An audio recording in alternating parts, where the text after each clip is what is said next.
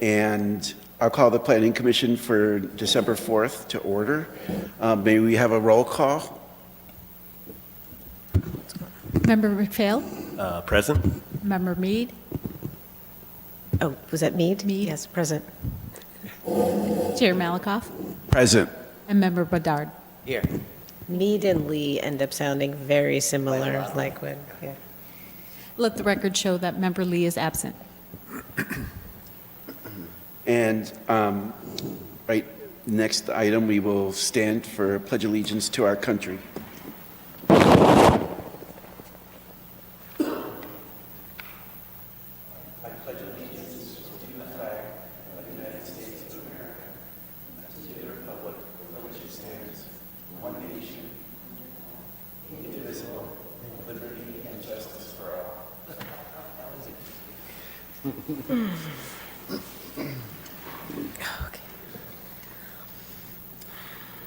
The agenda finalization, do we have any changes to the agenda? Are we going to go in order? No changes. And I read in the rules that I could actually change the order, but I'm not going to do that.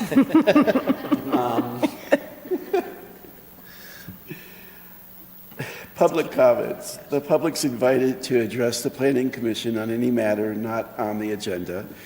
If you wish to speak on the agenda item, please wait to be recognized under that item. Except for special circumstances, the Brown Act prohibits the Planning Commission or staff from responding or taking action on any item made by the public unless it pertains to an item that appears on the agenda. All speakers should give their name and city of residence and limit their remarks to 3 minutes. Do we have anybody that signed up to speak? No members of the public wishing to speak. Thank you, Ms. Schultz. The next item is approval of minutes. On to the approval of the November 2024 minutes. Are there any requests to speak on this item? No one wishing to speak on this. Okay. If there's no corrections or additions to the minutes or any discussion, do we have a motion and a second? Move approval. You should be able to see your voting box.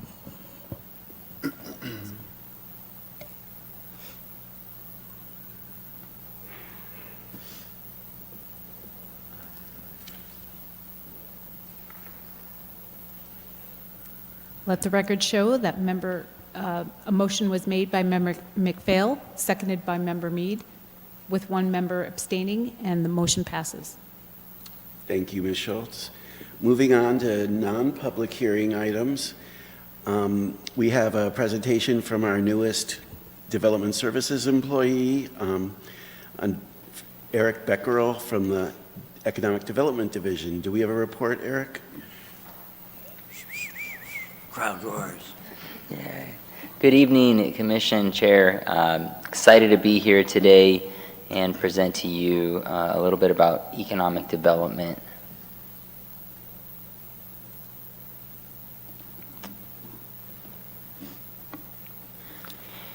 Great, so my name is Eric Besserell. I'm the Economic Development Manager with the city. I've been with you all for an amazing 3 months. Can't tell you how excited I've been in this position with a great team. So just a little bit about the team. So you have myself, Eric Besserell, and Victor Gomez, who helps do so many amazing things. He's been an amazing colleague and just super supportive on really bringing forward this community in a very positive way. So just to really go over a little bit about what I'm going to talk about, I wanted to kind of depict that in a picture. I'm a visual person, so I love just kind of graphs and pictures. So I'll start really on the right-hand side here is the community. And every time I interact with commissioners, council, it's so important to always embrace you all because of how much you play a part in this community. And how do we as administrators work with you and other legislators to ensure that we're working in a positive fashion.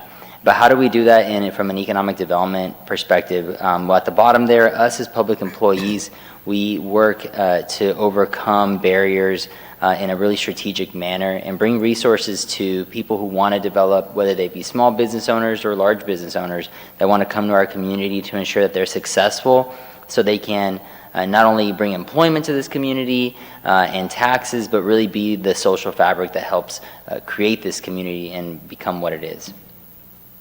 So a little bit about what we all do. Well, we work with on business attraction to ensure that we're bringing forward some unique businesses and retaining them. So ensuring that they have the appropriate tools that they need and resources available for them so that they can stay in this community and thrive. And as they thrive, we want to ensure that we continue to give them the attention so they can expand their services and just become an even more successful business. So as they become successful, well, they need a workforce. So we need to ensure that we're paying attention to that part of all of this. And with that, as people come to this community to work, they need housing and they need to be able to live in this community because that's what we overall want, so they can spend their money in this community and really become an integral part of this community. All of that works hand in hand as we look at residential, commercial, and even industrial projects that come forward. So we work with all of that, but we have to do this in an appropriate fashion and be strategic in this as we approach projects. And we have goals, actions, and objectives that we all have to abide by to ensure that we're all on the same page and we're speaking from the same voice. But all of that within the bounds of legislation to ensure that we're keeping an eye on what's going on and what kind of legislation is coming down that may affect our decisions. So I put this quote up because I think it's so important as we talk about economic development. So Peter F. Drucker says, the ultimate resource in economic development is people. It is people, not capital or raw materials, that develop our economy. And I believe that to be so true, that as we and what we do, we work for the people and we work to ensure that they have the resources that they need. So who are the people that are coming to our community to work? Here's just a little brief overview of what our workforce looks like. Around 51,000, median age 42, median household income being about 65,000. And I won't dive too much into it, but as you see there, our labor force being around 28,000, which is really important. That's a big number. That means we're a hardworking community here. So as we look at jobs that come forward, these individuals want to make sure that we're getting them jobs, we're getting them the appropriate resources they need, and we all have to do that hand in hand. So as they come to our community and want to be here, what does the housing market look like? So even though we're continuing to see a slight rise in increase in costs here in not only the Coachella Valley, but everywhere you probably look, we're still affordable to some level, right? And in that's great to know and always monitor what is our overall home, what are the homes selling for, and what are the homes renting for. It gives a really good perspective when we associate that with the different wages and jobs that people have. So on the right-hand side, you can see that renter-occupied, we're about 32%, and owner-occupied being 63%. That's really good. That means people can actually afford to purchase a home here, which is great. It continues to, continue to reiterate the importance of them being part of this community. And I do want to know what the rest of the valley and the surrounding area is doing with reference to affordable housing types of different levels and units that are coming. So we have there's about 6,600 units in the pipeline in different levels of entitlements and other stages of construction, and about 1,600 that are actually under construction in the Coachella Valley. So this comes from Lift to Rise. So as we note that means this valley is growing. It's growing rapidly, and we're all together as a valley working to address the needs of our workforce. So what is our workforce and where are they coming? So the employment inflows and outflows really show you, I'm a very visual person, so you can see a lot of graphics, right? You can see where people are coming and going, and out of the 9,800 jobs that are here offered in Cathedral City, only about 20% of the individuals that work in here actually live in Cathedral City. So almost 80% are traveling outside to work. And so when you take that into account, On the right-hand side, you can see that about out of the 1,900 total employed residents, it's about 2,000 individuals that actually live and work in Cathedral City. So working towards how do we overcome these barriers so individuals continue to want to work here in our community and live here. That's just all kind of plays a part. So well, how do we tell our story? Well, what makes them want to come to our community? Well, telling our story and highlighting the positive things that are occurring are always great. So as we work towards achieving just an overall better social dynamic with the community, we want to make sure that we showcase what is going on and what are the achievements. So the Department of Justice statistics here show that Cathedral City has the lowest property crime rate in the Coachella Valley. So letting individuals know these statistics helps them ensure that their investment is safe in this community. As they want to build their family here, we have the second lowest crime rate in the Coachella Valley and the second lowest total crime rate. So, second lowest violent crime and second lowest total crime rate. So knowing those statistics are really important as we showcase our story and we tell our story to not only business owners, but prospective families that want to come here, raise their family, possibly relocate to Cathedral City and really start and continue to grow here in the Valley. So with that, we also have to note that our students here in the Coachella Valley need resources if they want to build a family here and become here. One thing that we've noted and have seen is that the students are leaving the Coachella Valley to get their education, and sometimes they don't make it back. So how do we help get that education in their hands? Well, not all of them want to go to a four-year university, so having trade schools is so pivotal in how we work in tandem with College of the Desert to ensure that we're giving our workforce the tools that they need to be able to grow in our industry here. And I couldn't stress more how important the automotive industry is here, not only in the amount of sales tax that they really provide to help us be able to keep that crime rate low and be able to provide all of the resources that we all work towards getting for our residents, but also just retaining that talent so that they have the appropriate workforce that is ready to go in and take on these new jobs that are available in the industry that we already have here, being the automotive industry. So education does equal economics. If we look at the bottom here, the median earning by education attainment in Cathedral City, we can see that as they get more education, in general, they get a little bit more money so that they can sustain and have a family here. So Coachella Valley Volkswagen just recently relocated. There was a Volkswagen here, but they relocated and sort of merged the brand and came from Indio. This is so important to note because they're seeing how amazing and how much this community here is working with the businesses and how the businesses here and all of the residents and all the visitors are supporting our automotive industry. That's very important to highlight. So all of this together helps us become more resilient as we look towards the future. And how do we ensure that our industries that are so important to us stay thriving? We want to make sure we stay on top of what are the trends that are occurring and how do we get them the tools that they need so that they can continue to be successful in our community. And here in the coming year, we're going to continue to stress the importance of shopping local with different creative ways that will continue to entice individuals to purchase local, shop here locally, and buy their vehicles here locally in our community. And all of this together will help continue to create a positive impact. So what are the market trends? In general, we're seeing that retail vacancies are lowering, right? They're increasing, I'm sorry. And so as we see vacancies increase in general retail, how do we monitor this so that we know what we need to do to be able to be in line with what the industry is telling us? What are the different organizations and companies that are showing interest in these vacant buildings? And is our zoning aligning with that? You all are going to play such an important role in our zoning code update because that part really is going to help showcase to all of the industries that are continuing to show interest that we are all working together to follow these market trends so that we are being proactive on our decision making instead of reactive when individuals want to come to our community to actually start or grow their business. And part of that is working with all of you. On October 22nd, we all went together and did a little tour of the city.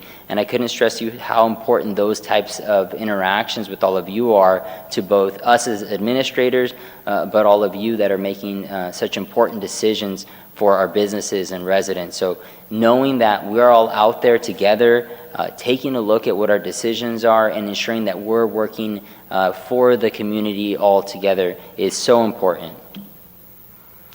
And with that, we're also going after, and instead of letting organizations and businesses come to us, we're going to them and asking them the important questions. Well, what is it that's going to entice you to come to Cathedral City? And this is working with property owners, developers, brokers, to ensure that we're growing and creating these relationships that are the proactive steps that are needed so that we can not only follow the market trends, but really build upon these ideas so that these individuals break ground, they open up their business, and they start providing and being part of the overall social fabric of this community. And with that, we're so excited. We've been working very hard with community development planning on a GIS tracking tool where all of the projects that are recently been active are going to be at the fingertips of your hands, and you're going to be able to go online and really show anyone all of the progress and all of the impact all of you have had on the different projects. And that's going to be very neat to be able to do, and it's actually something that we're really proud of, that I think other cities have shown their vision of how that looks, and I think we all need to continue telling our story, and this is part of that.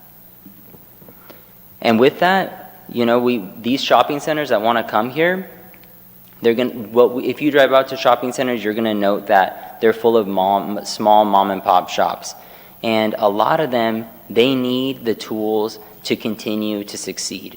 It's such a big investment for them to come to our community, invest sometimes all of the money that they have in an idea and a vision.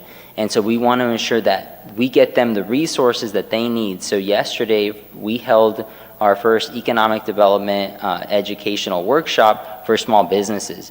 We brought forward federal, state, and local agencies that provided free information and education to small businesses, both new and ones that are interested in entrepreneurs of all levels, ranging from getting capital to start your business, getting free business mentorship from individuals in your industry, to even niche industries that may just need a little bit more of attention because they're different and unique.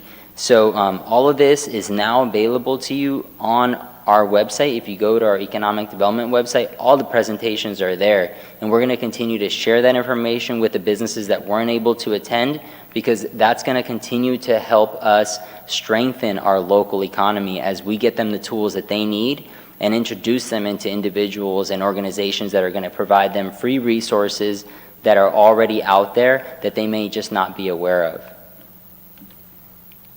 And with that, I'd like to note that Victor and I went to around 180 businesses and hand invited them. We personally invited them to come to come and actually be part of this. And I think that was really neat to do. That was something that I think as we go out there and we talk to businesses, we want to make sure that we're hearing from them. All of them, some of them were very clear to us, hey, we're not going to be able to make it, and that's why providing them the resources online so they can just access it whenever they do have time is important. We're trying to work with them and overcome the barriers that they're telling us about, like a lack of time. Maybe they're the only individual in the shop and they can't get somebody else to cover their shift. So knowing that, we're going to make sure that all these individuals, all these businesses can access this information. So as I've been talking, I've mentioned relationships and how important that is. And there are so many amazing organizations here in the Coachella Valley. And what do they all do, and how do we work with them to be able to continue to grow together? The Coachella Valley Economic Partnership, or CVEP, helped me develop a lot of the statistics that I showed you. They're great at data and analytics, so we can use them as a resource to be able to tell our story. I can tell you all the crime rate through getting their data and analytics where they work with the Department of Justice. Visit Greater Palm Springs. They're going all over to attract people and pay attention to the Coachella Valley. And it's up to us as cities to be able to lure them and tell them and entice them to come to our community, and why do we stand out amongst the other 9 cities. So knowing that they're working on business attraction is so key for us. We have other organizations like California Desert Association of Realtors and other realtor organizations here in the Palm Springs area that are working on the local market. And how do we work with them to ensure that we're understanding their needs and priorities, as well as working towards getting them any sort of information. We're really hopeful to be able to showcase some of this data to them here in the coming year. So we're going to make sure that we continue to work with them and other organizations to tell the story of Cathedral City. So with that, Cathedral City is obviously known for the automotive industry, and we work with them being such important partners with us, and being such a huge part of our economy. It's important for us to monitor what are their needs, what are the market trends, and how can we work with them to keep them and to be resilient throughout the rest of the year and the coming years. Riverside County Office of Economic Development, they're a resource that I use so much. They have so many different departments that we can access information and get information to different individuals, and we've already been doing that since I started, and I know they historically have had a relationship, but we're going to continue building on that to ensure that we're using all these resources that are out there. And lastly, the Greater Coachella Valley Chamber of Commerce, they're leveraging these relationships by going out there, interacting with the community, and ensuring that we are all in this together and we're getting these different resources. Having Brandon Marley up here yesterday, the CEO of the Greater Coachella Valley Chamber of Commerce, and speaking to the different individuals out in the crowd, and even more so letting the organizations know that came here to present. They drove here from all different parts of California to present to the small businesses. It was great for them to know that we're also working with, having our local presence was really important. And you might know some individuals in that photo. So why are the ARC and PC so important? I think all of you, when I do interact with all of you, I think all of you play such a pivotal role in how we can work together to put forward a united vision, a unified vision for economic growth. The more cohesive and consistent we all are as we approach different types of development, the more enticing and attractive that is to businesses that want to come here. And we hear that in every meeting that we work with, and we talk to individuals that are outside of the state or even within the Coachella Valley. They're paying attention to the decisions that are being made. And you all play such a pivotal role in that as they look and have interest in coming to either this city or other neighboring cities. What's going to help us stand out? And that's that unified vision. Collaboration together to create streamlined success is so important, because we're going to make and continue to make Cathedral City an attractive place to invest. And you can drive up and down Cathedral City. It's a thriving community. It's really growing in a very positive way, both from the housing side to the commercial side, and we're going to continue to do that. So we want to keep that momentum going. And as we do all this and you all make these decisions, you are all so important, because you're shaping the future of Cathedral City with these decisions. And these decisions you all make today and we all make today are going to help shape the economic growth of tomorrow.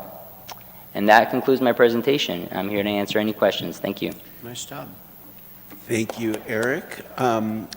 We will go down the line for questions. Commissioner McFall? Okay. Thank you very much for a very interesting presentation. You had a lot of information there that I thought was particularly interesting as a new resident here myself, 1 year as of 20th of November. And one of the things I've noticed in my residency here is, and it's not unique to Cathedral City, is when you go to our shopping centers, our strip malls and larger kind of retail facilities, you do notice in some cases a degree of vacancy. You know, like I was at the Spice Rack doing my local business shopping a couple of days ago. It's the shopping center across the road from Trader Joe's and Target. And there's a lot of empty space there, and that's just one sign. And part of that, of course, I think, is, the trends in retailing. The bricks and mortar, I think, is a tough retail environment now because we're all doing our online shopping for Christmas by clicking buttons. So I don't know if it's your in belief or your analysis tells you that we have a lot of retail space that maybe will not get filled, just given how the retail market is going. And although we're making amazing efforts through your contact with like the shopping center group you mentioned and others, where do you think we can go with some of these larger underutilized shopping centers? What the future might be for those sorts of spaces? First of all, great observation, and obviously welcome to Cathedral City. You made a lot of good points, and we're going to be undergoing a zoning code update with the Community Development Department and Planning Department playing such a pivotal role in all of this, and you kind of nailed it. We might have zoning that is outdated, that is not working now in the present state, and that's something that when we talk to shopping center owners, they love the fact that we are going to be undergoing this kind of fresh overview of what is our zoning. Is it really applicable? Or do we need to look at other types of uses that are more appropriate now? And we're seeing trends in other areas for these vacant shopping centers. And you're 100% right. That's something that through this analysis of the zoning code update, we're going to be addressing so that we ensure that if we don't have certain zoning types or uses in those areas that other industries are having interest in, that we make those changes. And obviously we're going to have input from all of you to ensure that we're all in this together and we're kind of looking at these trends together in the right lens. But you made a good point. There's going to be other uses, and there's continuing to be other interests of different types of uses. And I'm sure Andy can talk on it, but we're really excited, and I couldn't tell you how excited we really are about the zoning code update. This is huge. I mean, this is massive for the community, and I really hope to be able to continue to tell that story, because that is going to attract different industries that have an eye on Cathedral City. It may not, the city itself they want to be in, but it may be the land use designations that are being a barrier for them to really get in there and fill those vacancies. So, but Andy, I'm sure can touch on that. Yeah, and just to add on to Eric's comments, I'm very familiar with that center. I love the Spice Rack. It was about a year ago. We actually had a business that wanted to go in there, but our code said no. It was a doggy daycare business and a use that you would think fits in an area that's close to employment, close to residential areas, but our code said no. Despite the high vacancies, despite the need for businesses to go in there, we're turning away business, and that's not the only one. So our code is obsolete in some senses. The land use tables do not reflect where the market is at today. And I would say, referencing Eric's presentation, this is an exciting part about having economic development in the Community and Economic Development Department. There is synergy between planning and economic development. It's often the case that planners react to an application when it comes in the door, and we put it through an entitlement process, but having Eric on board as part of the team gives us more of that leading edge, gives us a sense of where the market is at today, where the market is going. And I would say for the zoning code update, and I do appreciate his recognition of that in his presentation, having Eric and economic development as part of that gives us an opportunity to say, what do we need to be considering? What do we need to account for as we're going through this code update, not just to modernize the code for today, but where are we going for the next few years? And the statistic on our retail vacancy rate, that is startling. And I don't think that's an easy undertaking, but I think certainly looking at our commercial zoning district, looking at the land use tables, understanding the businesses that are looking to come into Cathedral City, let's find a way to be responsive to that, to ensure that we're saying yes in those cases where we want to say yes.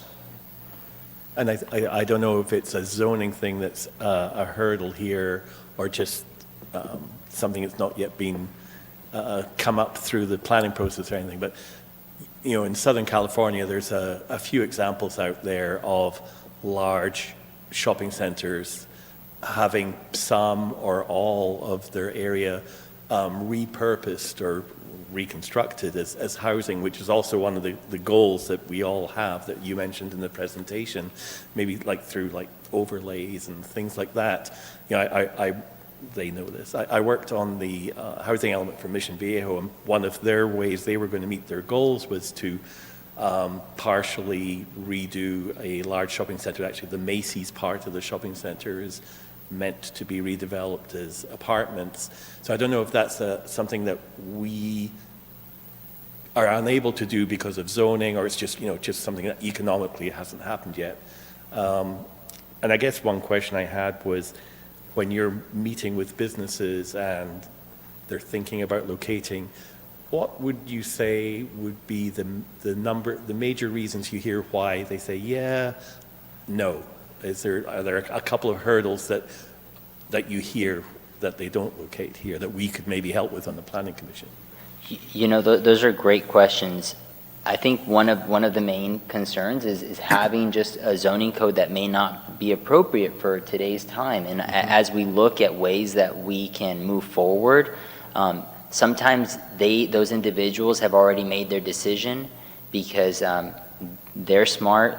They can go online and find the zoning for a property and very quickly make a decision of whether their business idea is going to be allowed there or not. And they usually make those decisions. So we rarely actually meet with them as they're on the cusp of deciding.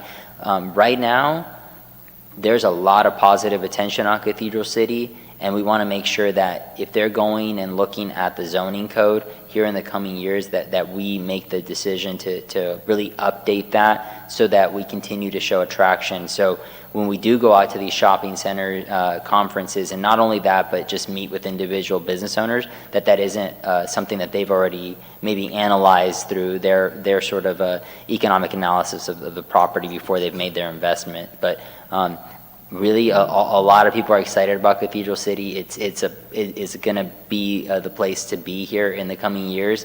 And we're excited about the zoning code update. We think that's going to address a lot of those concerns that they have on their investment. And I think it's through that unified vision that we all have of how we're going to really continue to show that attraction of why you should come to Cathedral City instead of some of the other areas. Okay. Thanks. I have one other little question, but I'll let the others go first. I might come back. Go ahead. Okay.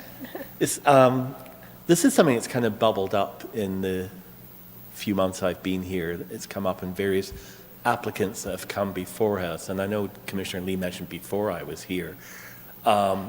We've had applicants come up where they're proposing a particular use for a particular building, and you know, we have opined here how, well, there's another one just down the road, there's one across the street from you, maybe this building's not the best shape, and I know there's a huge desire for us to get businesses in. We all understand how important that is.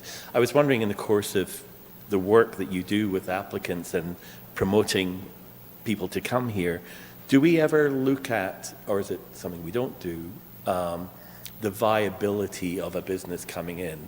Like, let's say a shoe store wants to come in, and there's 3 shoe stores within a mile of it.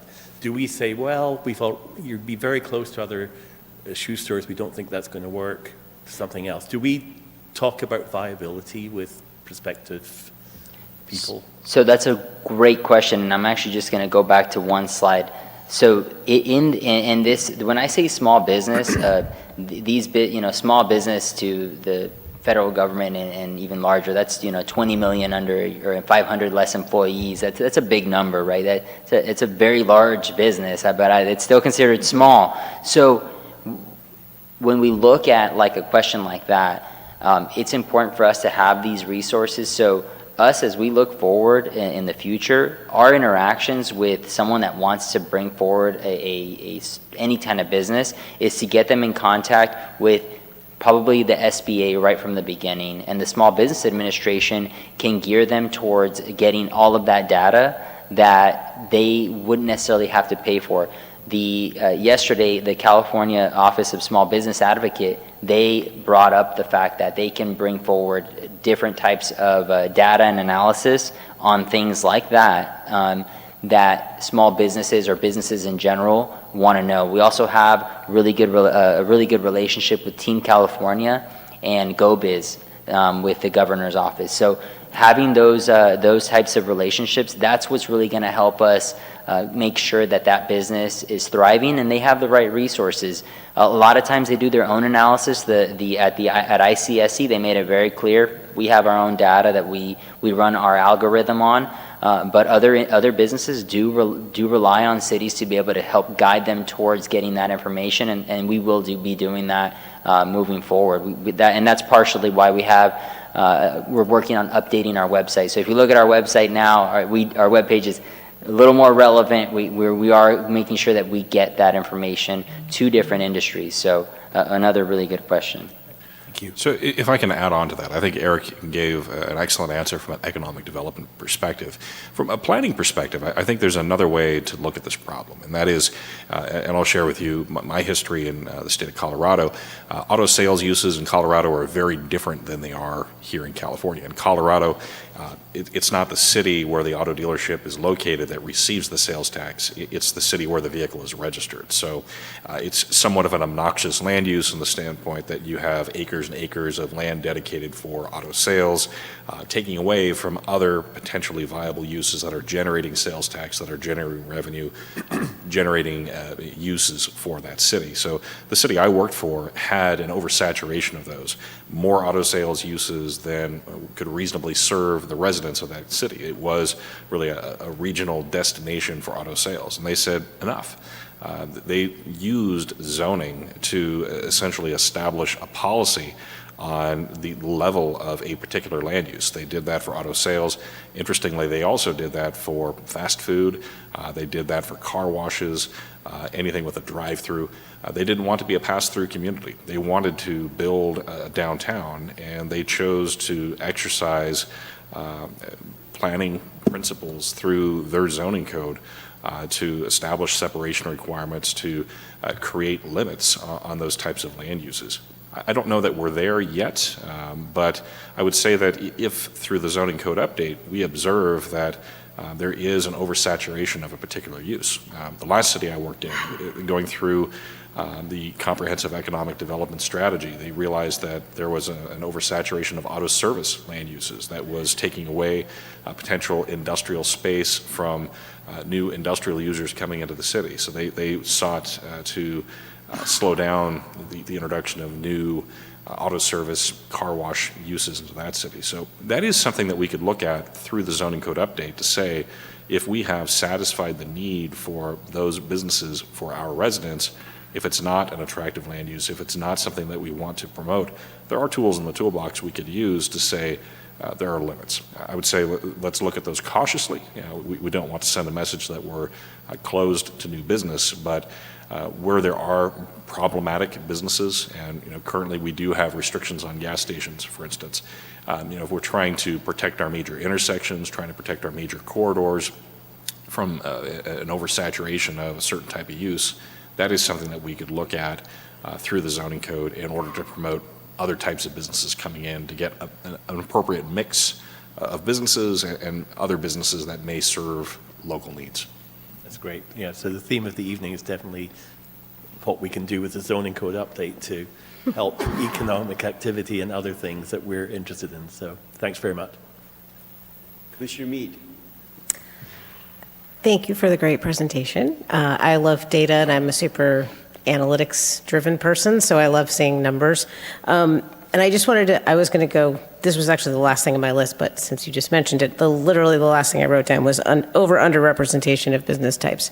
And I was thinking about it more from a perspective, I wasn't even thinking about it in terms of the zoning code update, but more about when you're going out to look for new businesses and you're going to those big conferences for shopping centers and things, do you have with you hey, we've already, here are the business types that we're already oversaturated in, and here are the ones that we don't have enough of, and are you targeting the ones that we're under, that we don't have enough of, to try to increase the diversity of businesses that we have here? Or are you sort of just promoting Cathedral City generally, and if people are interested, you're going to encourage them to invest? Well, a little bit of a lot of that, right? So I don't like using the term "it depends," but it really does depend. And so sometimes we're talking to individuals who are potentially having interest in purchasing a shopping center and revitalizing it. So we're not at the stage of where they particularly representing a small business or an individual franchise owner. Sometimes that's the case, but some of these conferences, they're really looking at potentially purchasing or building a brand new shopping center. Sometimes revitalization, sometimes parceling out an existing center to develop more. So the conversations they can spin off in different ways. One of the, we try to get as much information as we can to come up with kind of a consensus of what it is that they're trying to do, but it really does depend. A lot of the industry individuals that we go to at these larger shopping centers, these shopping center conferences, they're not your small mom and pop shops that you typically see in our community. Those we might actually interact with more, kind of like what we did yesterday. There was probably two or three individuals that I kind of spoke to on the side that want to do a restaurant, and they have some money saved up, and they were like, well, I just need to get a little bit more capital. So one of the questions might be like, okay, well, what type of restaurant is that? And then for us, we have an idea like, okay, well, these shopping centers might be a good place for you to look at because they might not have that type of food, right? That's just an example. But it really does depend. At ICSC and some of these larger conferences, sometimes we're talking to brokers or attorneys that represent landowners that maybe want to develop a certain area. So we're not at the point where they're actually telling us who the individuals are. But I can tell you that these individuals that we do talk to at those types of conferences, they do their research. They look at the zoning code. Sometimes they have it already up on their iPad when they're coming up to talk to us. And that's the truth. The majority of them already do. And when they do, I try to steer the conversation into letting them know, like, okay, things are shifting, things are changing. Let's just hear what your vision is so that we can together kind of come up with at least something to bring up to either city management or the planning department to kind of see if it's even something that works for that area before we get anybody's hopes up. But it really does depend. So I think together this new zoning code update, we're going to be able to really drive that vision for individuals. So when they are looking up that certain property, they already have a good grasp as to what can go there, and that'll kind of help outline that. Specific certain niche industries, yeah, we'll absolutely reach out to individuals. I can tell you one of the industries that I've already kind of started trying to tap into is getting an art supply company here to come out here, right? Now that might not necessarily be a thriving thing, but that's really going to bring cultural equity to the community. It's really going to bring a different type of address a different need, right? That maybe isn't about necessarily I'm going after because of the sales tax, but I'm looking at it as from a perspective of we have a lot of artists here and they need to get their supplies, and why are we going to prohibit or slow that process down if we can figure out how to get them an appropriate art supply store? So that's another thing that an example that I can give you. Yeah, no, that's really good to hear, because actually the first thing I wrote down when you first started your presentation, I think all the way back, it might even be the first slide, where it's like the importance of economic development, and there's all these different elements. And the one thing that's missing on there is the public benefit, right? So sales tax is great, bring investment, all that stuff is great, but what I'm very concerned about is that we have a public benefit for what we're bringing in and what we're planning for. And so what you just said there, I think, is really important. We do have a lot of artists. Cathedral City Cove is known for being an artist hub. We've got the Perez Art District. And valley-wide, I'm not even aware of like a Blick or anything like that, and that would make us a good attraction for anyone who does arts or crafts or anything like that. So I love hearing that. There was a slide that you had about jobs, and there was something where it said that our salaries, I think, were lower than the Coachella Valley. Can you go back to that slide? It was towards the beginning. It was the one that was about Yeah, yep, that was just it right there. This one? Yes, 47% of all jobs in the Coachella Valley are in occupation sectors that pay or well below the, okay, got it. I thought it said Cathedral City, so I was like, wait, we're well below the average, and then you flipped and I missed it, so I just wanted to see that.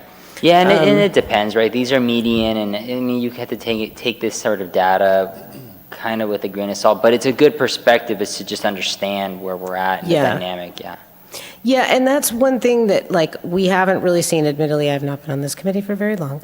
But I always bring up office space because I feel like we have a lot of retail, and I think that that was borne out in some of the data that you showed. And I know we have some zoning for office space, but it does not seem like there's much happening in the way of bringing in businesses that are more office-oriented. And when you were pointing out the kind of the education equals economics, you know, having a place for people who locally do have bachelor's degrees or master's degrees to be able to work in an office environment is important, because I think we want to make sure people can work locally and not have to leave to go to other places. You mentioned shopping centers. We've talked about shopping centers a lot. I was wondering if you ever hear, kind of dovetailing off what you said, that some of our shopping centers do seem a little run down, and I'm wondering if that's a deterrent to people coming in. I live just off of Date Palm, and when I drive down Date Palm, some of the shopping centers have vacancies, and they look old, they look outdated, they don't seem very well maintained, and I'm wondering if a business looks at that and says, well, I don't want to go in there, that's going to be bad for my brand, or, you know, do we ever put pressure on the people who own the shopping centers to maintain them maybe slightly better so that that's not a deterrent? Or do you ever hear that? Am I just imagining that? You know, that's a great question. And even on our ride-along, that was a question that was brought up several times in different forms and fashions. And so that's one thing that part of the zoning code update could potentially help address. But that's also in collaboration with our other internal agencies, such as code compliance, and you know, making sure that we're all on the same page to what level of scrutiny we have on different industries and different businesses. That's something that we can all work together on, so that if we do have I think one thing that was in our ride-along was like an overall design standard for some of those islands with landscaping, right? We all had everybody had different perspectives on that, but that's just an example. Mm-hmm. And that's something like the zoning code can potentially play a part in.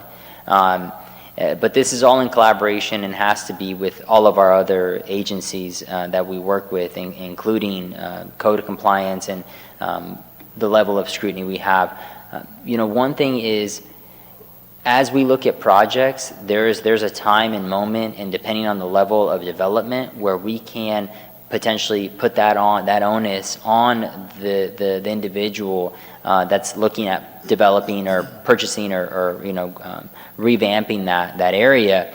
And we do play a part where we actually can speak in behalf of the city to say how important it is that business owners would love to go in there if it had a little bit of attention. And we've had those conversations actually recently, and it went the right way. I believe that the individuals that were making these big dollar decisions understood where we were coming from and understood the fact that this shopping center could be worth a lot more if they just put the time and effort into it. And I think that sometimes these individuals, these investors, they don't live, a lot of times not even in California. Right. And so for us, we have to, as the person comes closer and closer to us and speaking to us, we can make those conversations come to fruition. But we do speak and vouch for the city and bring up those conversations. Sometimes it's through the development process where we can adhere them to have to upgrade certain parts in certain areas, but it's a balance. It has to be a very fair balance with how we approach that.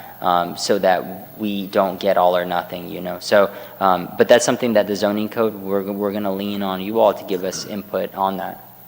And to add to that, and not to place this in the zoning code so much, but we have property maintenance standards. And I would say that we also work very closely with code compliance. That's another one of the divisions in our department. We have economic development, sort of that leading edge, working to create those opportunities, planning, which really is that entitlement process. You have building that is issuing the permits and managing that construction process. And we have code compliance, and code compliance really is the accountability. So there is a close working relationship between code compliance and economic development.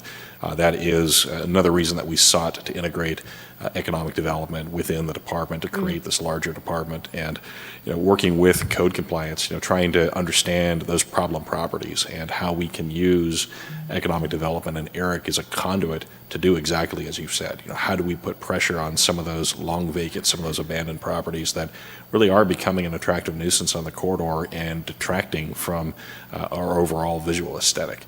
So we are working on that, and I would say that for 2025, both what I've mentioned here, doing more with economic development, trying to raise awareness of some of those problem properties, as well, just trying to do what we can to improve those conditions, be more proactive through code compliance. That's on the radar. Code compliance will also be working to better enforce the conditions of approval that this body places on new entitlement projects. Their responsibility doesn't end when they have their entitlement. It doesn't end when they get their certificate of occupancy. They have an ongoing obligation. I would say that historically, we've not been very active in code compliance, enforcing those conditions of approval, but we know that's a space that we need to elevate our work. So we're working on that. That's, yeah, definitely good to know. And I know you've brought that up before, and that we're definitely becoming more active in that. And it just seems like it would be a win-win, because, if someone owns the shopping center and they've got ongoing vacancies and they can invest a little money, they're going to make it back when someone leases out those It's a win-win. storefronts. So, You've got code enforcement, that's the accountability. You've got economic Yeah. development that's working to create the argument that there's value in it for that owner, that investor, and planning that can work to say, here's a range of alternatives and here's how you can fill that space. yeah, and then I just had one other question. I'm not really sure how to say this, but a lot of the slides you showed, they're averages, right? So they're kind of an average of, and I know the census tends to look at a lot of stuff in average, but it also does give you kind of some breakouts of different types of families, like you had homeowners versus renters. Do we have a good sense from kind of the data you have access to of kind of what market segments, I guess, make up the population of Cathedral City? And are we sort of reaching out to different business types and business owners and brands and retailers based on those kind of different segments, so that we're not maybe just looking at Cathedral City as an overall average? So Does that make sense? I'll respond to this one, and I think this is an area of growth for us. I mentioned the comprehensive economic development strategy that was prepared in another city. That's an area where we need to look at how we can do that. And really what they looked at were location quotients, understanding the saturation of particular industries within their community compared to the county, compared to a larger area. We don't have that yet. But I would say that that is important for us. Right now, I would say we probably have an abundance of service, fast food types of industries. We're probably lacking in a lot of those others. And when you look at the commuting pattern slide that Eric showed, we do have a lot of our population that's leaving for jobs in other cities within the Coachella Valley. That means those jobs are not available here in Cathedral City. Our median income is also lower, and I would say that that's probably also a reflection of that current composition. So I think that's an area of growth for us. Let's better understand the composition of our local economy with respect to the Coachella Valley. What are our strengths? Are there areas that we could build? And are there areas where we have some weaknesses and we do need to shore that up? Sort of a SWOT analysis type of Yes, thing. I think doing sort of a mini SWOT analysis, Okay. looking at that strategically, that's an area of growth for us. Eric's done a tremendous job in this first 3 months, and the next year we're going to continue to move in this direction where we're more strategic in economic development. Great, thank you, that's it for me. I forgot what a SWOT analysis is. Strength, weakness, opportunity, and what's the T? Threats. Threats, yes. Commissioner Bedard? First, I want to start out by saying congratulations on yesterday. It was awesome. You did an amazing job, and it was super cool to be in here and to see all those organizations. And wow, you went to 180 businesses, did you say? Well, it wasn't just myself. I mean, Victor and, this was something where we either way needed to introduce ourselves into the community. So it was a way for us to do both, right? If you go to one shopping center, there's probably like, I don't know, 20, 30 in. So it wasn't like a ton of places, and there's a lot more businesses than 180, but that was something that for Victor and I, it was a small little accomplishment for us to both bond as coworkers, as colleagues, but really just introduce ourselves to the community. Yeah, if you do that again, I'd like to be part of that. Yeah, and definitely. Especially in this position and as the Chamber of Commerce. And so, one of the things I noticed in your census is we actually, as a city, aged, and we were one of the youngest cities in the area. So we aged by 4 years to almost 43, I think it was. 42, yeah. And then I know that 42.8 or 9 or something like that. I also know that our city demographically is more than 50% Latino, Hispanic. I never know quite what word to use for that. And yesterday there was a great representation for that community. I know in my going around to a lot of our local businesses, some sort of Hispanic businesses are super common, and yet I don't see them interacting with the city as an entity, right? And what you did, boots on the ground, phenomenal. I don't know how to do more of that in order to gain trust from that community so that they want to show up and be part of, say, the Chamber of Commerce, or they want to be part of events like what we did. It's just an observation. I'm not sure if there's an answer for it at this point, but it is interesting how those businesses are generally small businesses. And I'm wondering, we give incentives for large businesses. I don't know what our city specifically does, but it's common to give incentives for larger businesses to come in.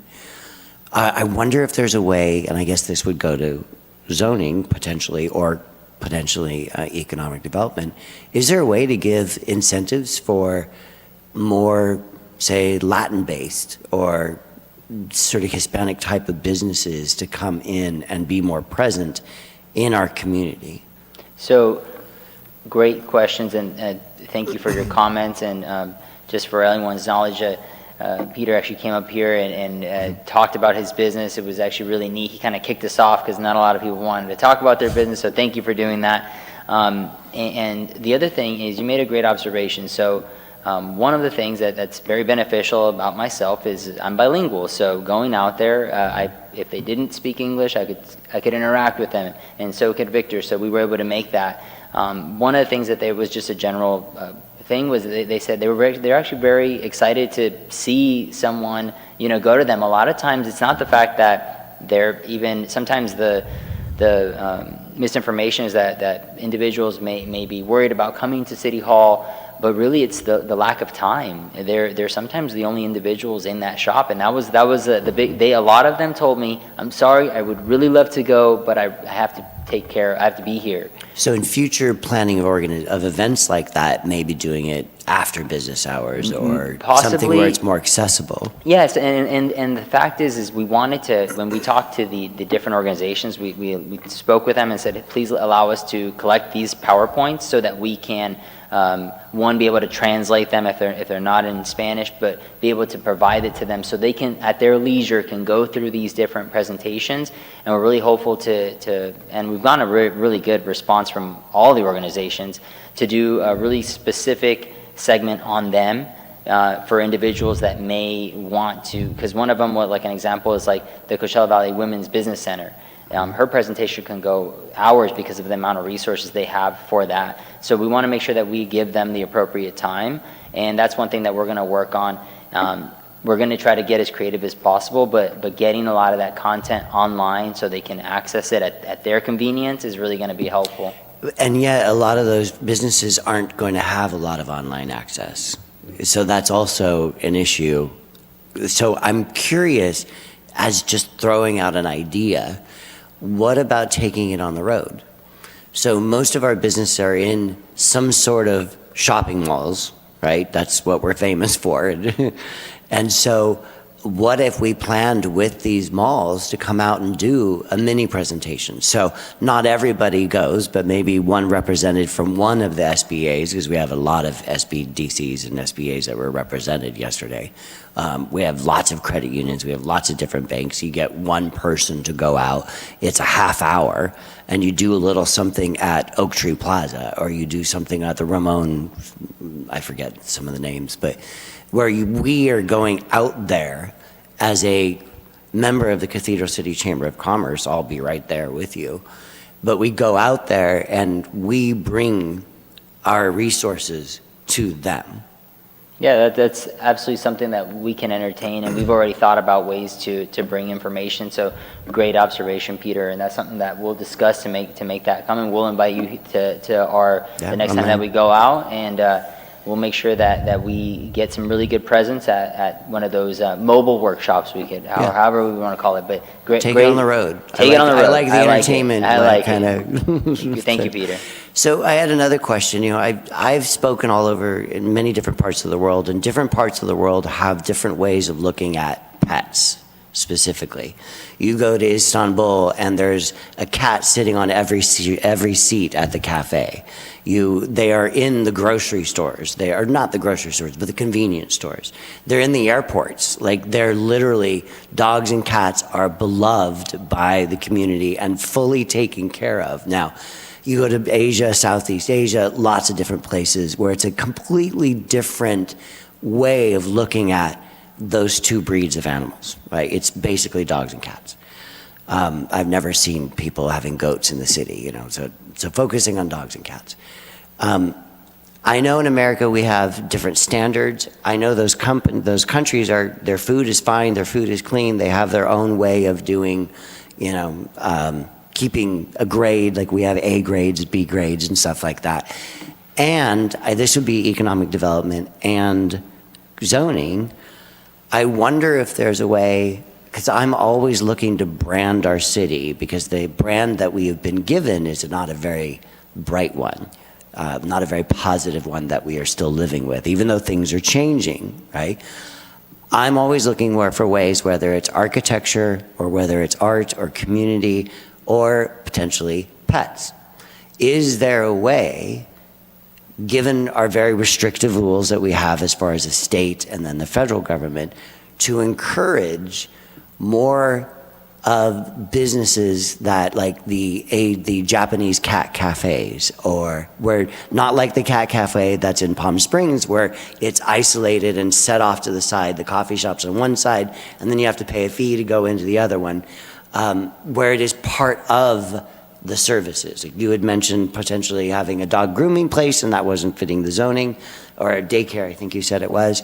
I'm wondering if there is a way that we could capitalize on the movement where people are bringing their pets everywhere, sometimes appropriate, sometimes inappropriate, but where we can capitalize on that type of experience and maybe even become known as a city that's pet friendly. Great points, Peter. I personally love pets. I have several pets and treat them, my wife treats them better than me. So I can tell you that we absolutely love pets in our family. We definitely donate as much as we can to the local shelters. So we I think as a community in the Coachella Valley, I think we definitely love animals. You made a lot of good points, and that's something that we can probably bounce ideas to see, you know, what kind of interest there is, and obviously within the bounds of like the health department and all these other agencies you sort of alluded to, and just figure out how to highlight, especially, you know, if we do have the zoning code updates that now allow for various types of animal uses or animal business types. You know, be able to go back and maybe allow to tell those individuals that it would just be, I know you can't give an absolute answer, but it would be curious to look into how do we support that. And wouldn't it be cool for Cathedral City to be known as the pet friendly city? Like, I think that, you know, that's going to get travel blogs from all over the world. And we are named Cat city, right? And I mean, the car wash that was put in, I think, at the beginning of this year over by Target, they revamped that old car wash. They have these great cat murals all over it. It's part of their branding. People stop there to do pictures. Like, I'm curious how that can be capitalized and maybe even incentivized through economic development. And following the rules. I know we have to follow, the state and federal rules. And there's a coffee shop that you might want to look at called Muddy Paw that's in LA. And they are in Silver Lake and they're in the Eagle Rock area. And they have done, like, I would love to open that type of business. Like, they have done such a great job where they have a fenced-in area that you could bring your dog and you could sit out in that back area and your dog is safe. You could work on your laptop while your dog's running around playing with other animals. And it's just such a cool concept. And they are thriving. One thing that we could probably do already is note what businesses are already pet friendly and be able to highlight those. I don't know any specifically. I don't know either, but those are good questions, right? But we'll have to balance ideas. Great, a lot of good points, yeah, we love pets, definitely. Another economic and zoning question, and I brought this up before, was the area that's over behind Home Depot, the Dream Homes area. Those lots there are predominantly Hispanic owned. The families there are predominantly Hispanic. It's been a very neglected area. I know there's been lots of issues where they had to sue the city at one point and stuff of that sort. As a neighborhood, those lots are often quite large, 22,000 square feet, street-to-street lots. And the Latino community tends to be more connected to agriculture.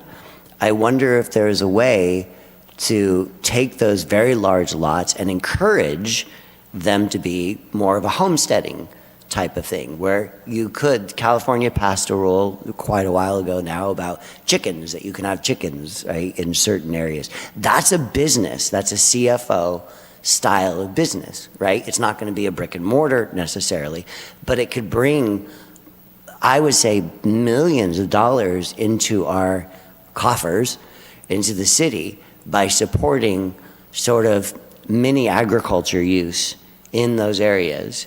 And I don't know how that would be economic development playing in. I definitely know it's a zoning thing, but I wonder if there's a way to sort of support that type of thing and make it known if it does happen or gets involved in zoning, where that type of thing would be acceptable. My neighborhood with 7,000 square foot lots isn't going to be a good place to do that. But if you have a 15,000 or 10,000 or 20,000 square foot lot, you could do a mini farm.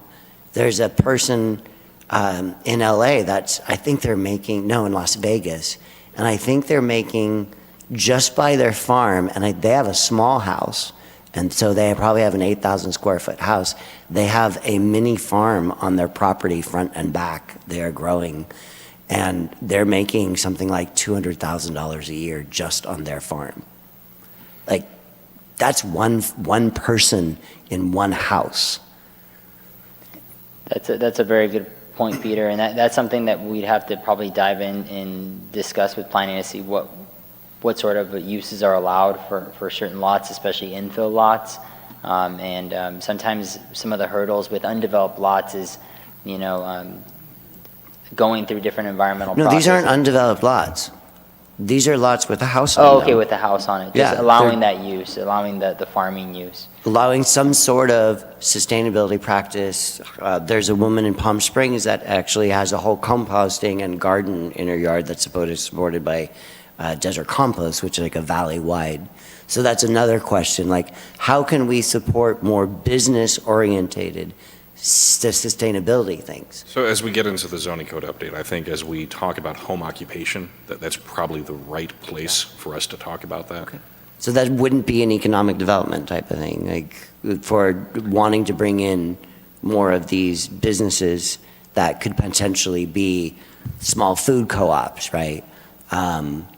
Yeah, I think if there's a business interested in this, we're willing to talk to them. We're open for that. And I think Yeah, I like that, and I love that you say that. I know that the previous code enforcement person wanted to get the pigs approved in the city, that type of thing. She had an entire file that was like a couple inches thick that she wanted really to get pigs approved as pets.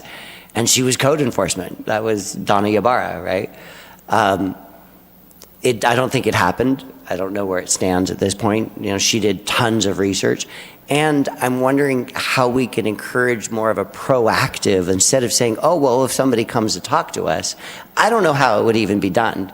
But I wonder if it could be more of a proactive stance where the city says, hey, we would like to be seen this way.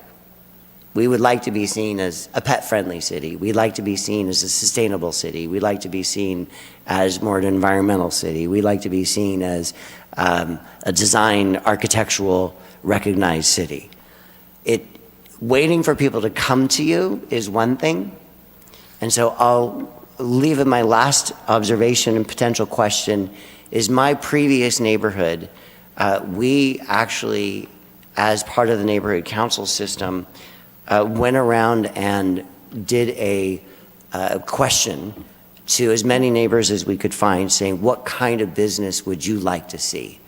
And so it was a great way, because as the organization, pseudo-governmental part of the city, we got a lot of recognition for that because we were being active in our community, and we got a lot of feedback from people saying, we would like this kind of business.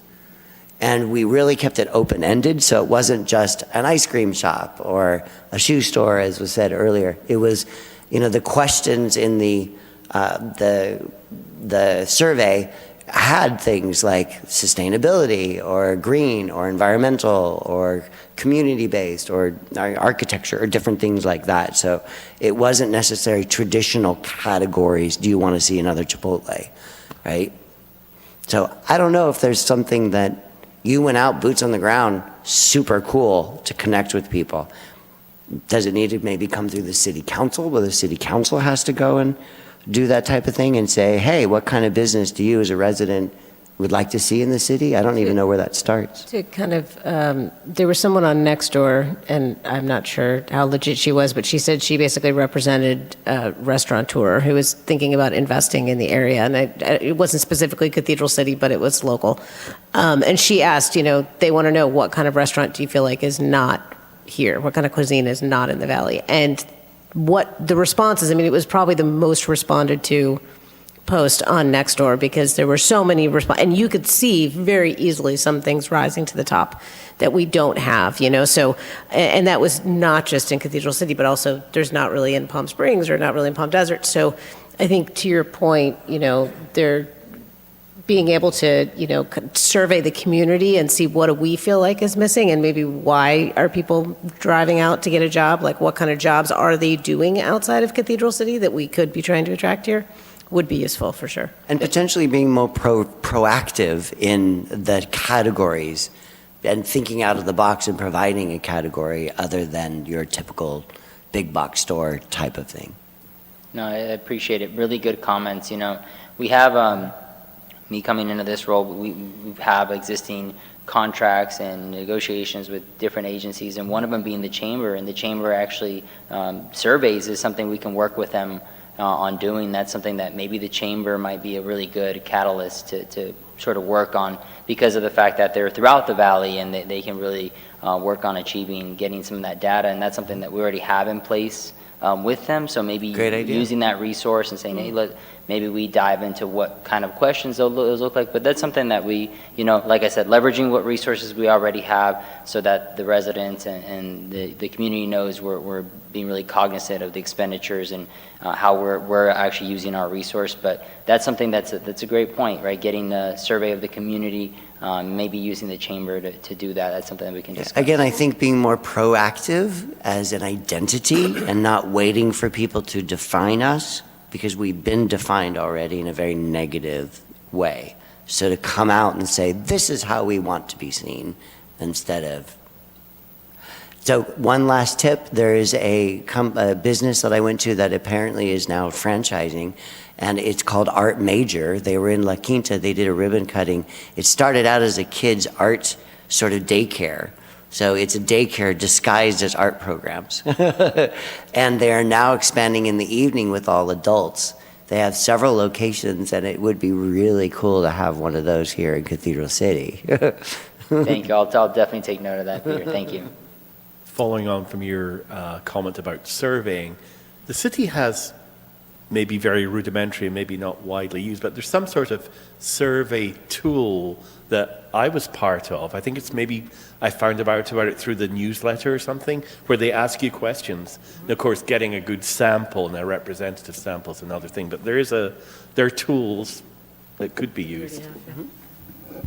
And as we talk about being more strategic in the coming year, that's certainly something that we can take a look at too. I appreciate and respect the comments about being proactive, and I'm looking at it from two standpoints. If someone wants to come in and say, can I do this, we're going to work with them and find a way to say yes.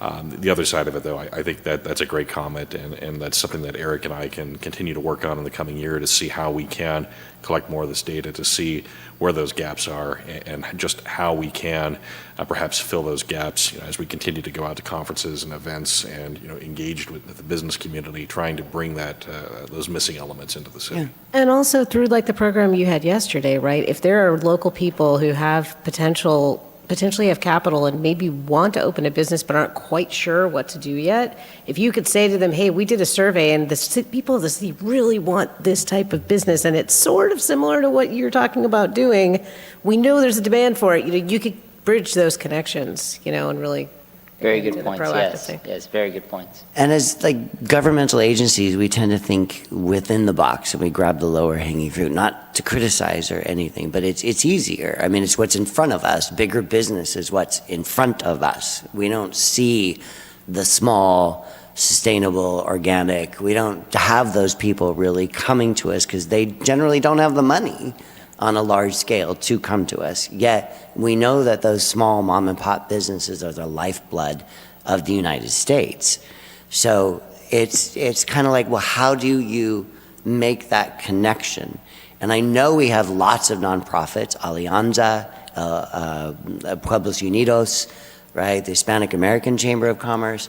We have Desert Compost. We have all these organizations that I think would probably love to sit down and say, how can they have more recognition or have more presence within our communities?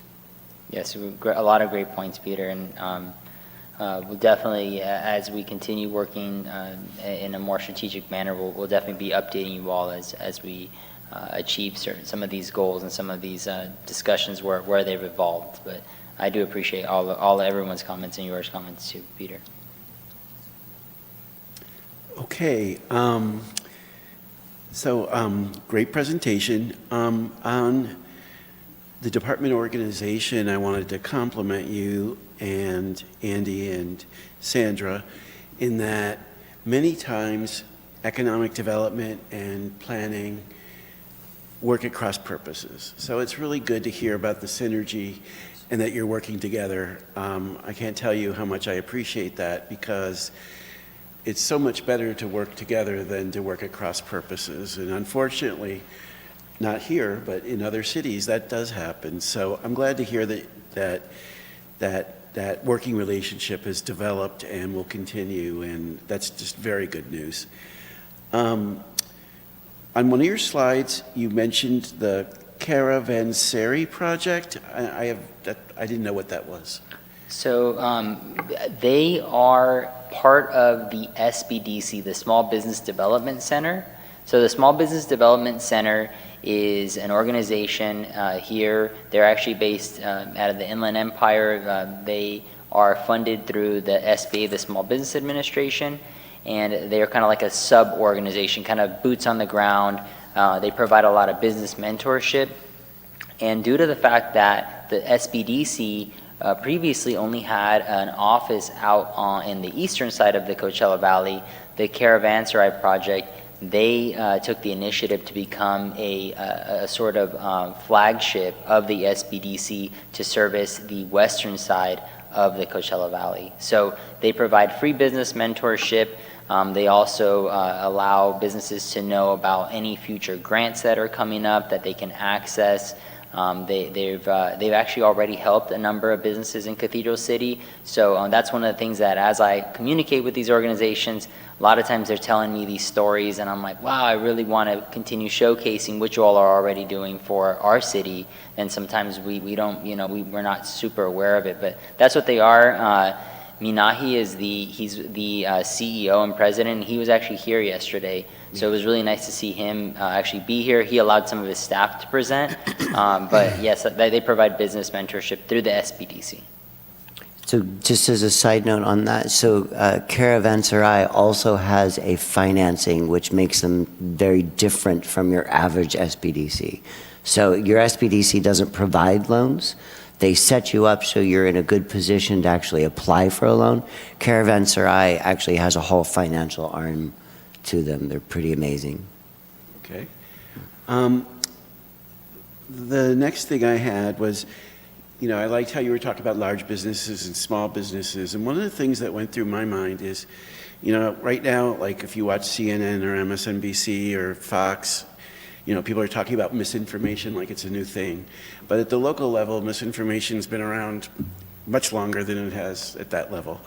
And mostly about, the building and planning departments and, a lot of false information about how they work and what they do. And, you'll hear people complain about how hard it is to do things when it really isn't, and they've never even tried.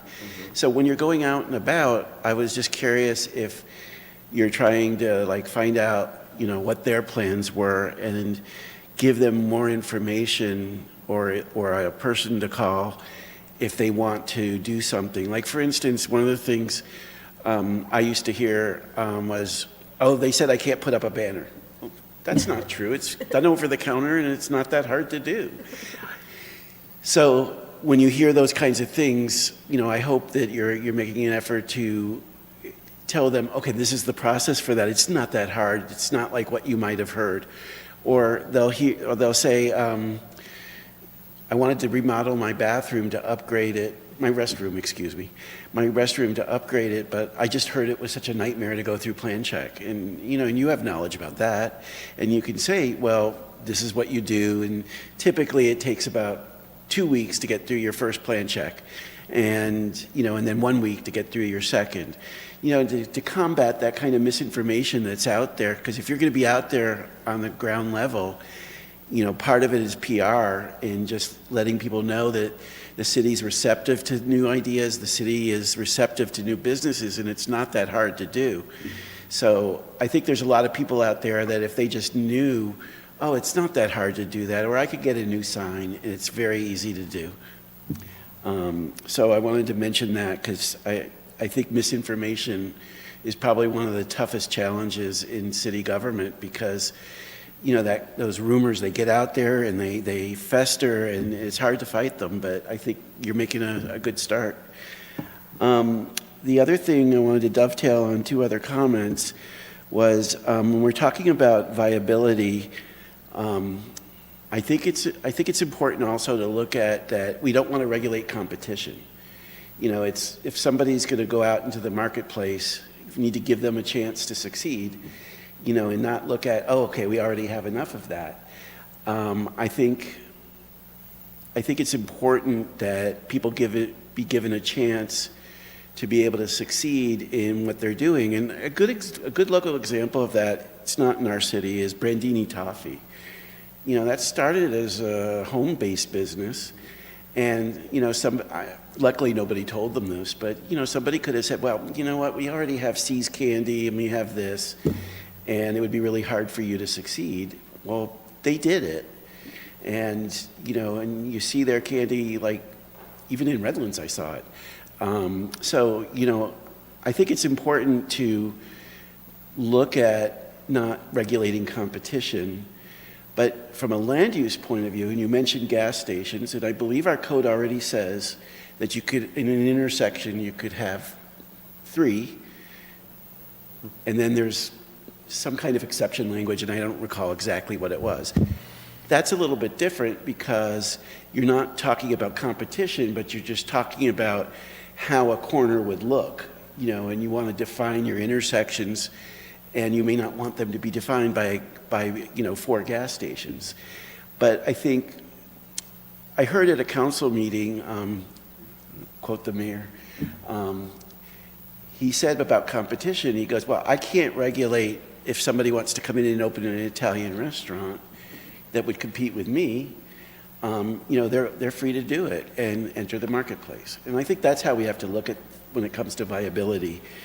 The last thing, dovetailing off of something that Commissioner Mead was talking about is, when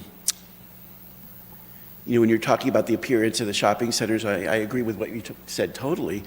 But at one time, I think we had a facade improvement program, and I was wondering if we still do, and, if it's something that can be investigated, and just so people that are, if anybody's listening at home, generally it works that somebody might put 50% up and then the city would match that. They have different ways of implementing it, but that's the basic crux of it. Do we still have that? Not to my knowledge, but you're right. I have seen that used successfully in other cities, and as a way to drive certain types of investment. Yeah, because there's I was just about to mention somebody, and then I realized I can't do that. But there's a lot of businesses out there that I think if we had such a program and the council were agreeable to it, because it would be their decision in the end, that would be a good way of upgrading, because it would give them a leg up on getting at least some of the funding to do it, and getting some of these storefronts to look more modern. I think it's an excellent suggestion, and I guess I would share that we want to make it easy to do what is right and what we're interested in a business doing, and we want to deter them from letting it deteriorate. So I think there is a path for us to investigate how we can entice and make it easier for a business to invest in their property, to elevate its appearance, to make those improvements, to bring a new business in, to fill a vacant storefront. We want to make that easy, and we want to make it harder for them to let that deteriorate to become an attractive nuisance. I think that, that's something that, again, it's the council's decision in the end, but I think that's one method of achieving what you're talking about, and it has been successful in other communities. And I'm pretty sure we did it here at one time. But then again, I've worked a lot of other places, and as I get older, they seem to merge together, so I hope it was here. I think that was a great presentation, Eric, and again, I'm very happy to see that you're working like this with planning, and that's your goal, because they have the same goal as you do, and again, I've seen it work in the opposite, so it's just refreshing to see that your goal is to not do that. No, definitely. Thank you for your comments, and yes, planners are very cool. Unless there's any other questions, we can move on to the next item.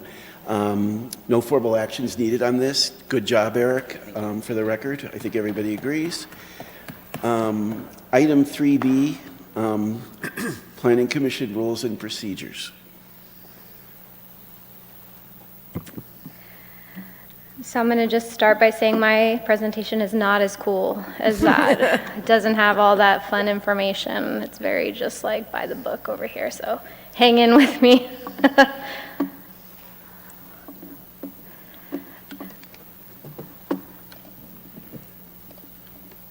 So good evening, Commissioners.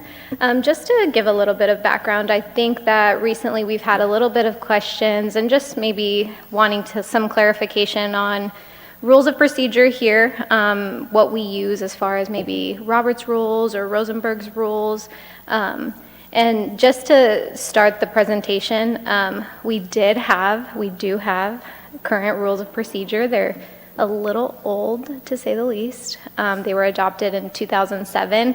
And I think that, since then we've just been kind of informally running things. So I'm going to just kind of start off by where we were and then really just explain what we want to do tonight and what's included in your newly presented procedures. So as I mentioned, we've kind of been just operating informally, and when I say that, it is beyond common. When we talk about Rosenberg's rules, it's just an easier way. Robert's rules are really formal, like we're talking courtroom a little bit formal, and certain motions have to be made a certain way, whereas Rosenberg kind of just lends itself to be a little more informal. Basically, you're making a motion and maybe you're just not saying the exact words that might need to be used in Robert's rules. So our previous ones that we did have in 2007, they did mention that we used Robert's Rules of Order, and clearly we haven't been doing that. City Council has not done that either. So really what we're trying to do today is just like bring it back to you. It's going to be a yearly thing where we just come to you for the rules of procedure to see if there's anything you would like to change. But it's laying out roles and responsibilities really for transparency purposes and also for public participation. I think you've heard me say a lot, and it's just because of what I do, but you guys are a mini courtroom. And so every jurisdiction, every court has local rules. These are your local rules of how to address the commission.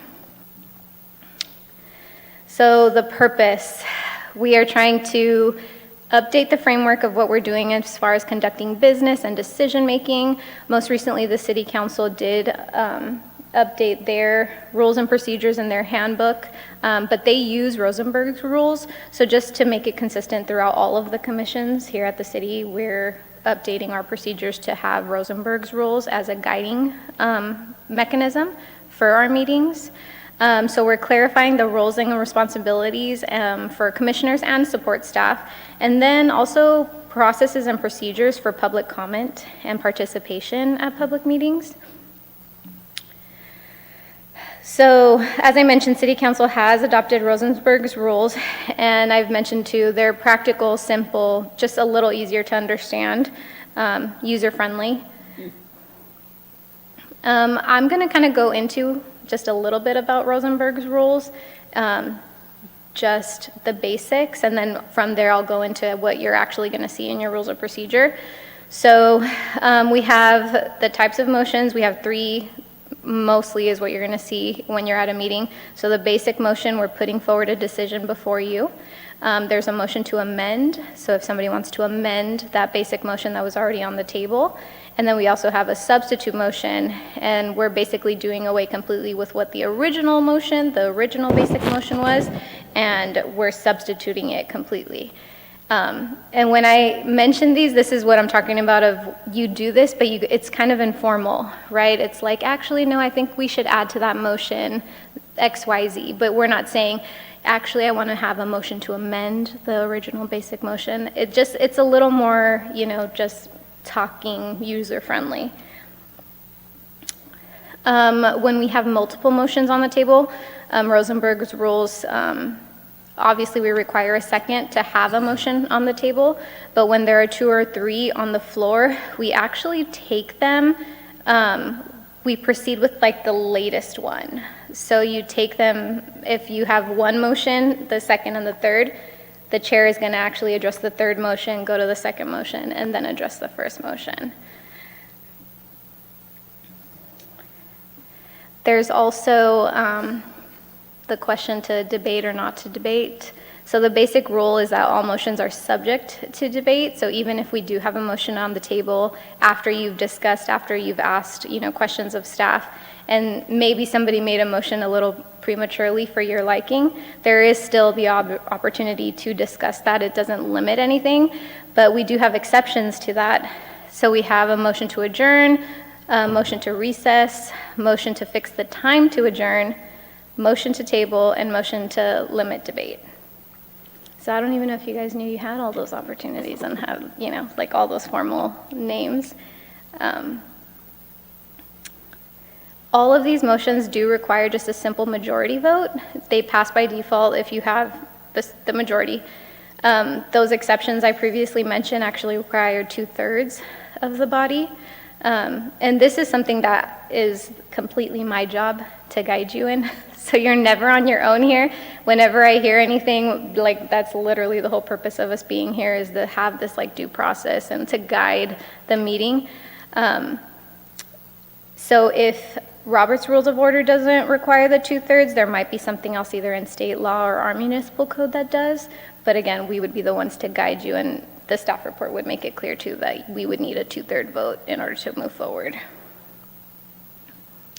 It's two-thirds of the whole commission, not Yes. 2/3 of who's here. So that depends. So some state laws actually have it written out where it says 2/3 of those present.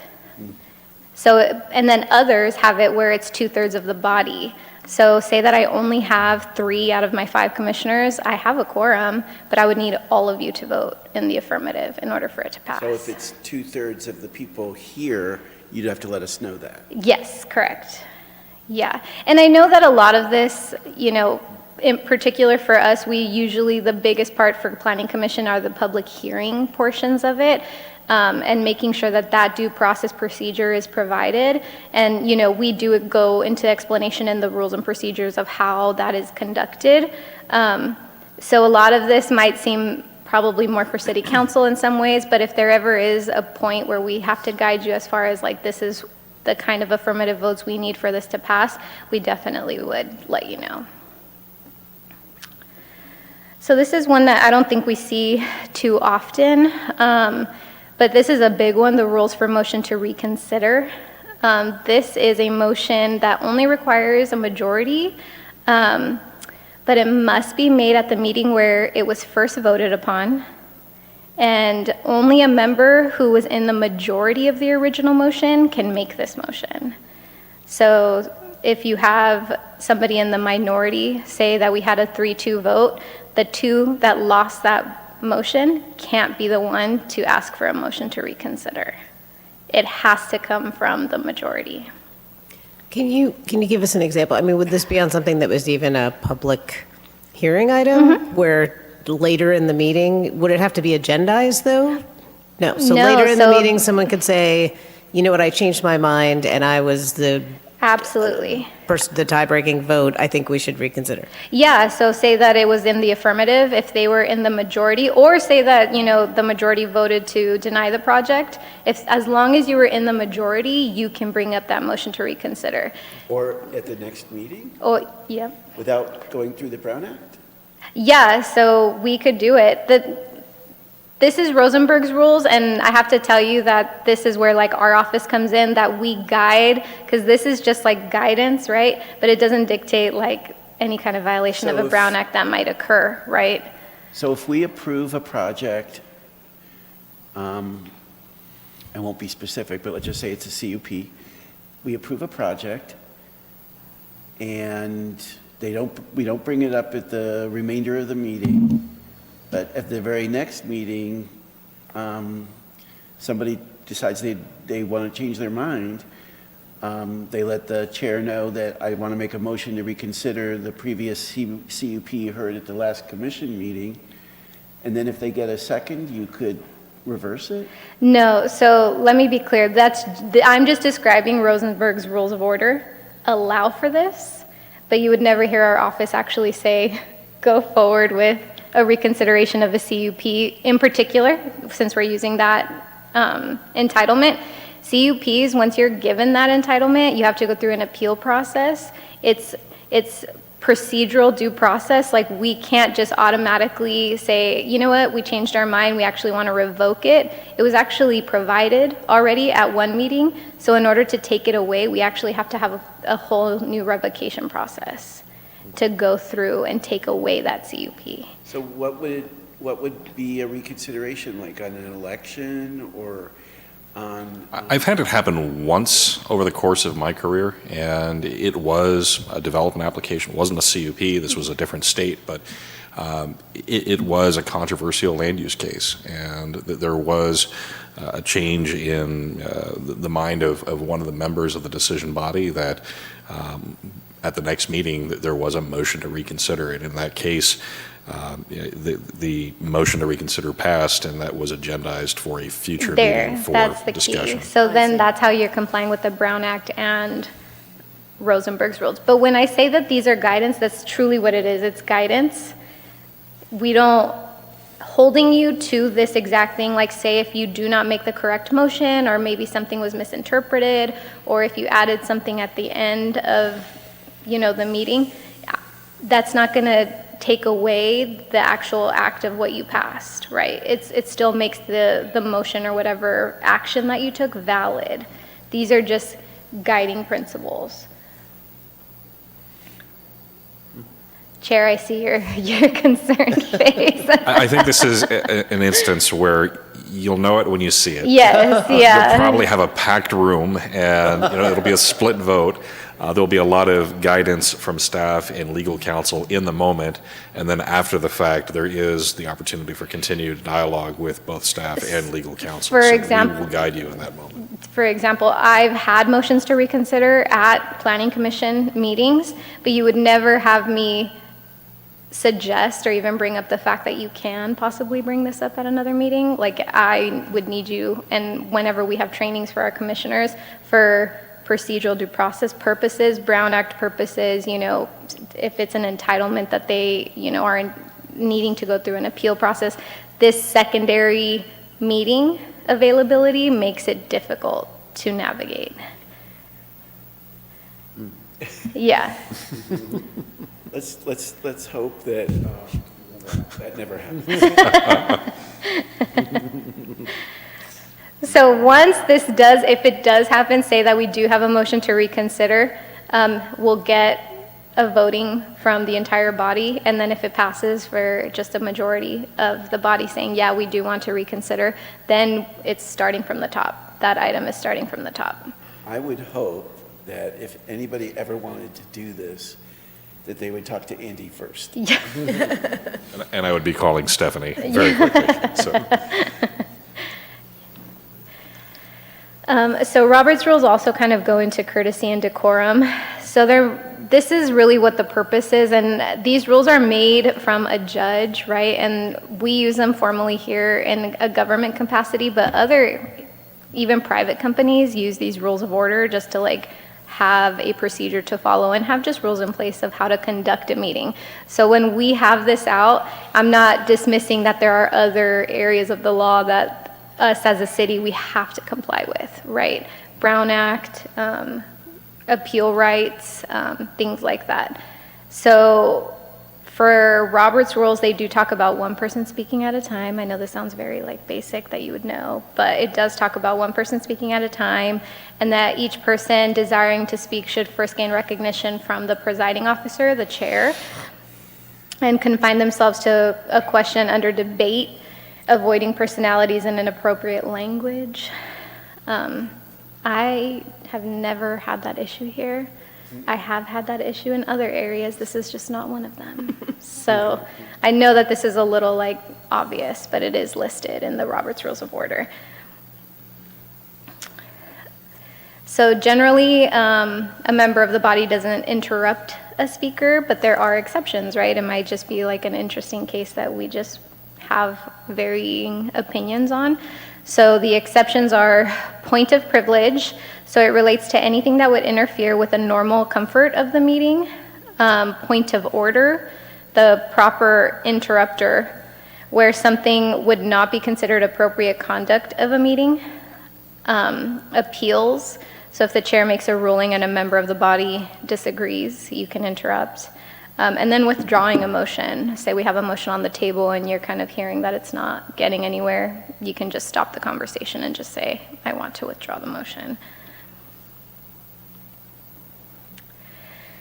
So this is another goal of when we're using Robert's rules. It's to help make the meeting public friendly. So this is in particular for the chair. So the Robert's Rules of Order recommend that we tell the public exactly what we'll be doing. We keep them informed while the body is doing it, and then when the body has acted, we tell the public exactly what we did. So it's just kind of guiding them through each agenda item. So now I'm going to get into what you have before you tonight for your consideration. So while we do have that Rosenberg's Rules of Order are going to be our guiding principles for commission meetings, we do have 6 articles total. And basically, it's just allowing all interested parties to have advanced knowledge of the procedures that we're going to follow.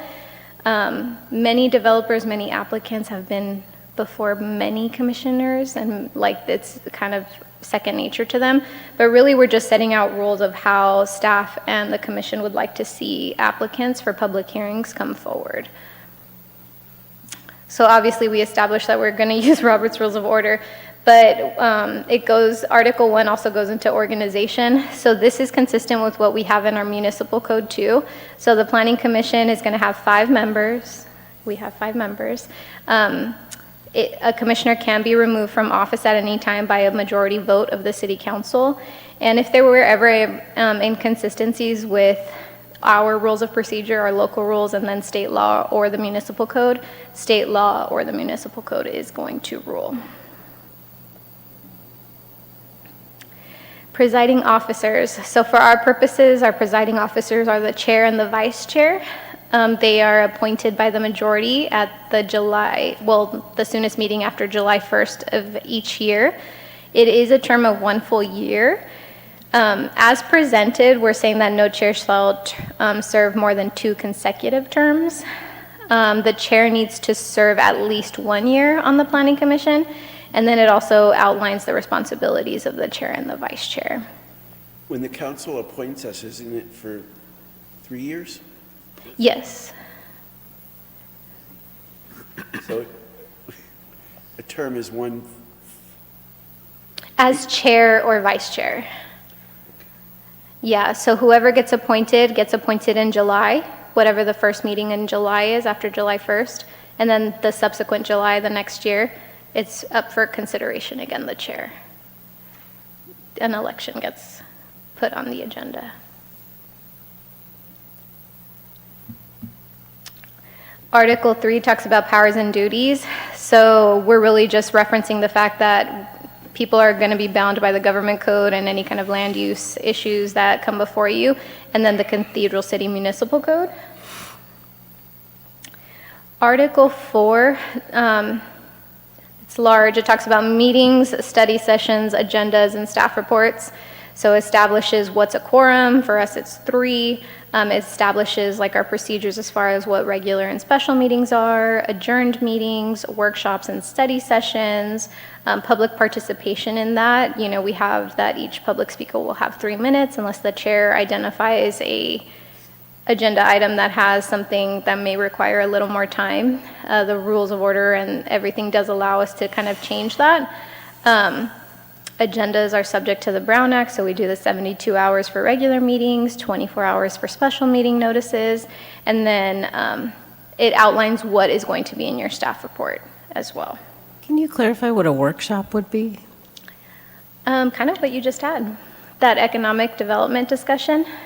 So I'm not sure if the intention originally was to get kind of like feedback as far as direction of some ideas that we can move forward, but it's really an item that doesn't require any kind of action, and we're just looking for either feedback from you, maybe we're informing you of new laws that are coming down, updating you on different things that are taking on place in the city.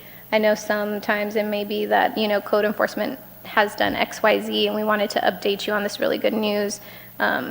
Or sometimes it's like, I know we had a huge workshop on like SB 9 and some of these major laws that came down, and it gives everybody an opportunity to ask questions, but there's no action needed for it. It's more of a discussion. Can you still, I'm sorry. I was just going to say, since it says it's a type of meeting, though, could a workshop be a standalone meeting that involved the Absolutely. public, that wasn't a traditional meeting, that was more of a educational thing, or a, hey, we've got a bunch of whiteboards and we want people to interact with them, or, you know, I'm assuming it's more informal? So not the whiteboard thing, but it is more informal as far as, you know, when you have a public hearing, we're literally following like a certain procedure to make sure that we're complying with their rights under due process. But as far as a workshop, it's like, if people want to come, maybe you don't stick to the 3 minutes, maybe they like ask questions, maybe it is more of a discussion between like a person and the commission, whereas in other areas of the agenda, we're like, no, you have 3 minutes, it's a comment to the commission, and the commission will write down questions. Staff will also write down questions, and we'll, answer them following public comment. So it is a little more informal as far as that, but if you're going to have a meeting, it's still going to be conducted like you have every other meeting, even though it's a workshop.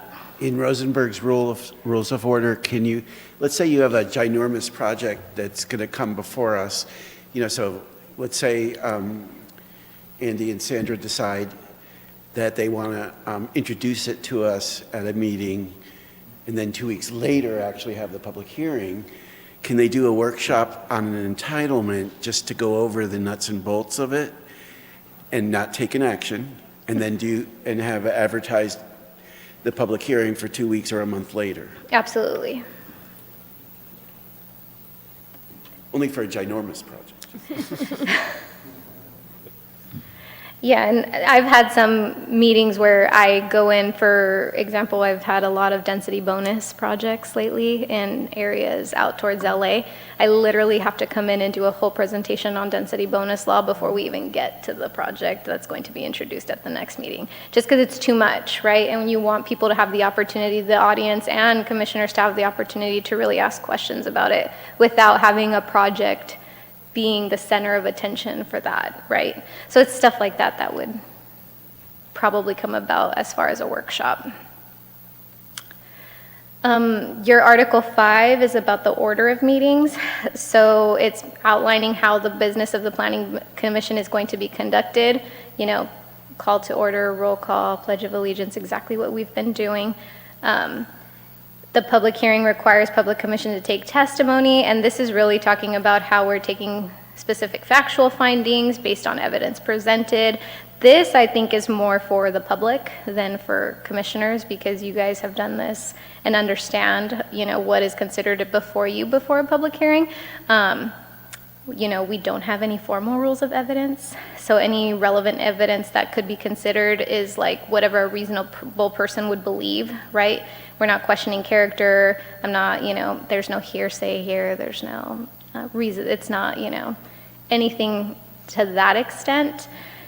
But we're just... The evidence presented is the reports and the staff report and the facts of the case. But when people come up and they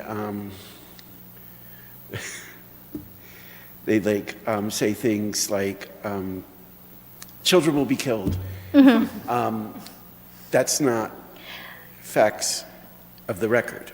So it's in the record, but it's up to you as the hearing body to determine whether a reasonable person would consider that as evidence. Okay. So, say that was shouted out, and I don't know, it was just something ridiculous. I don't even know what project would even have a statement like that. We had that. So it was a supermarket going in next to a school. Okay. And many, many people who lived in the neighborhood came in and said, the blood of children will be on your hands. Okay, so in a public hearing.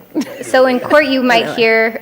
Wasn't here. Yeah. No, it wasn't here. Okay, but it was, But I'm saying that does happen. Right, so in a courtroom, the rules of evidence would say you have to object and you have to say relevance and you have to argue whether that's relevant or not. Here, you get to make that in your head. You get to make that decision, right? Does a reasonable person believe that a market next door is going to kill So if that kids? came up in the discussion for the project, using the LA example that it's not happened here, then it would be up to the rest of the commissioners to say, I don't think that that's Correct. a reasonable assumption that you can make about the project. And then if it came to, then a majority of the commission could decide that's not relevant, a relevant fact. Yeah, and you guys have done this. I feel like I'm kind of just telling you what you already do and what you already know. You have done this with projects, right? You kind of say, I understand the concern, right? But, we're really considering a CUP, and, I just don't see how that would happen and why I I should think we- consider that.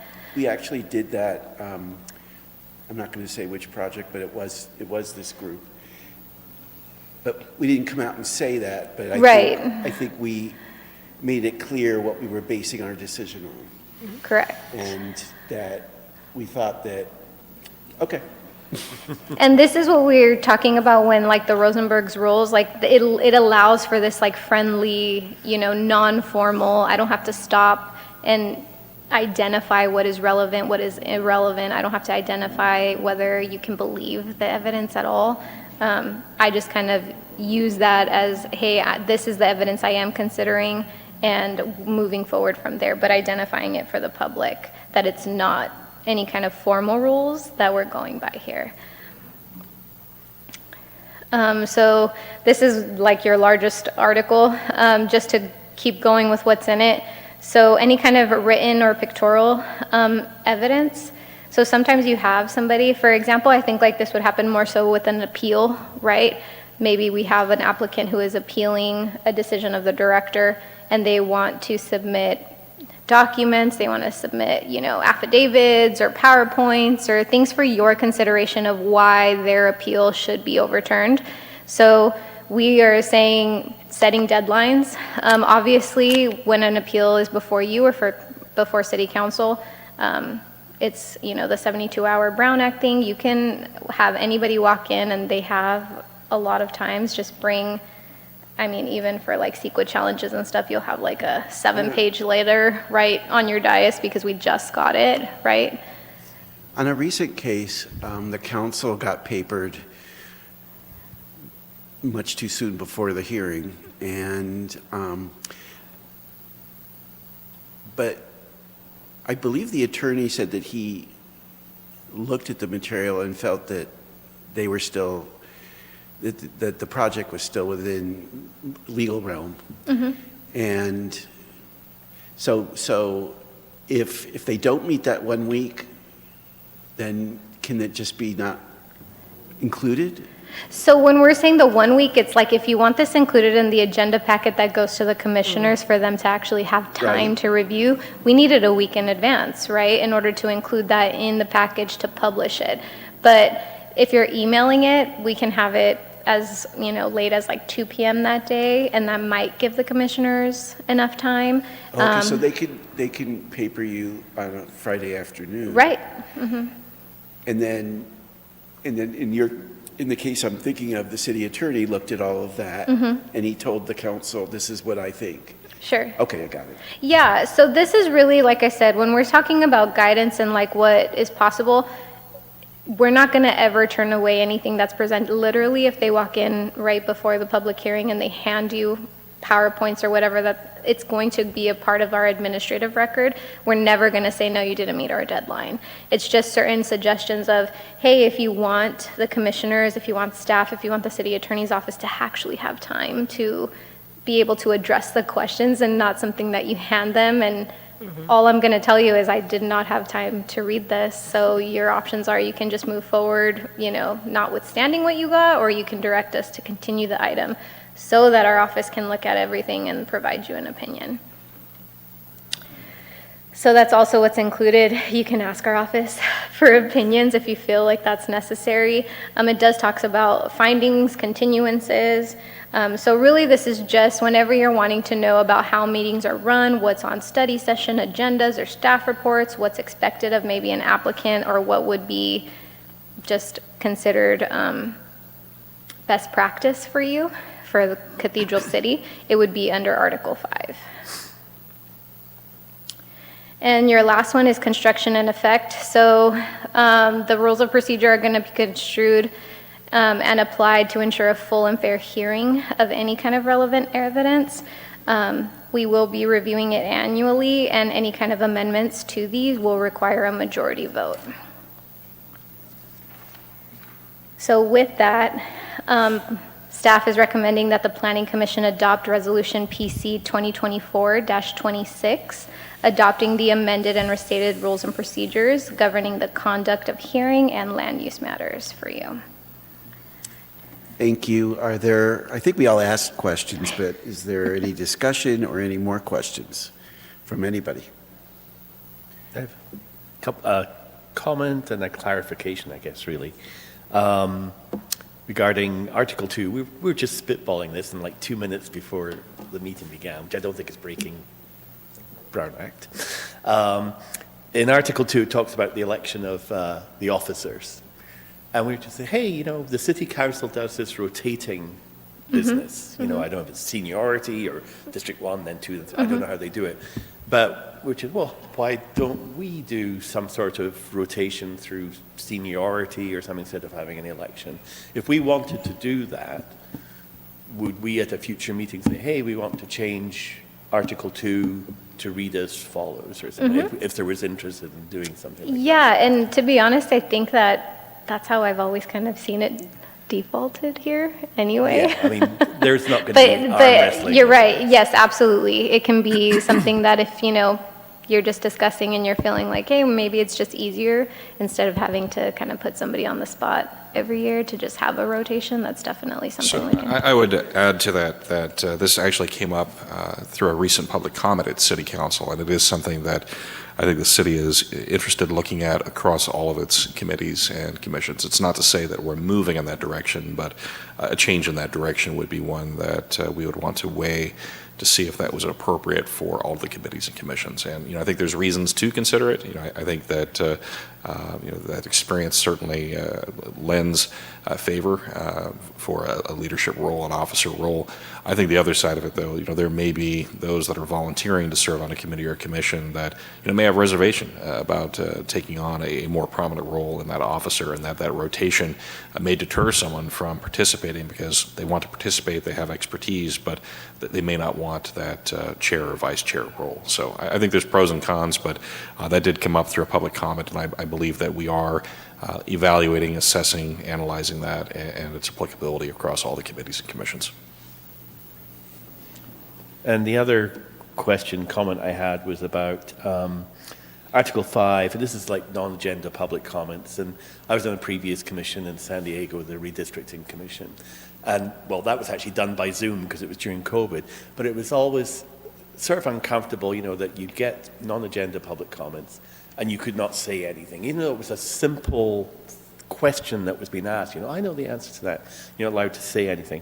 And I think in our rules, there's one of the items saying, you know, following all public comments, Planning Commission may respond by taking, and then there's various actions we can take. And one of them is requesting administrative staff to report back on something. So someone comes up and says, I would like to talk about X.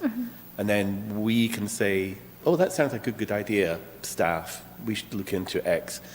I mean, can one commissioner say, hey, staff, I'd like you to look at X? Or do we have to take some sort of a vote to see that the majority of us want to look at X? How is that handled? So it's not clear in the procedures, but normally we've only ever had just one. If a commissioner is like, you know what, maybe we can address that. Oftentimes, I think sometimes it might be confusing and somebody may come in and just have a complaint or just want to like address, for example, maybe a code enforcement issue, and maybe this is not exactly the best place to do that. It might have been city council, but if somebody does, it's absolutely okay to say, hey, you know what, the director can give you a card, we can contact you the next day, or can we have your your information so that, you know, a member of our staff could get a hold of you. That's totally fine. And I've actually done that before, where I referred people to Sandra or to Andy, or, but I think what we have to be careful of is if somebody gets up and they talk about not receiving a public hearing notice and they don't think 300 feet's enough, we can't address something like that. But if somebody is coming about a code enforcement or speeding, you know, we can refer them to staff and at least get them satisfied about the issue, that it can be addressed in some way. Right. Let's pull on that thread just a little bit. So now, if someone did say that they were concerned about a 300-foot notification radius, you know, in the moment you may not want to respond to them, but in your commissioner's comments, that is an area where any member of the commission could say, you know, that public comment that we heard earlier on the notification radius, you know, I would like staff to perform some analysis and report back to the commission on that. it is appropriate, and your rules and procedures do give you the opportunity to do that. You're absolutely right. I've seen the council actually do that later in the meeting after the public comments when they do it at the beginning. Yeah, and I think the question has come up from this commission in the past, and I think that is an opportunity, at least right now, the way the rules and procedures are written, it gives the commission the opportunity to do that. I want to embrace that. I want to support that. If it gets to a point where it's abused, then we may have to consider how we change that. The commission doesn't direct the work plan in the department so much, but where there is an inquiry like that, I think that's a very good item to bring back, a very good item to share with staff, and we can continue to pursue that. Do we have a motion? I'll move to adopt Resolution PC 2024-26, adopting the amended and restated rules and procedures governing the conduct of hearings and land use matters. I'll second. I'm on the wrong screen. Well, we have to call a vote. We already did it wrong. Second. Can you click on Do you want to second? second it? Oh, I have to say it again? Oh, On the screen. I don't have anything on my Oh. screen. My screen has been lagging behind yours all Oh, night. it shows it now. No, it does. Mine went black to the primary screen, so I'm not sure. Do we need to do a roll call if his screen's not working? Or does he just tell you what he wanted? Sure.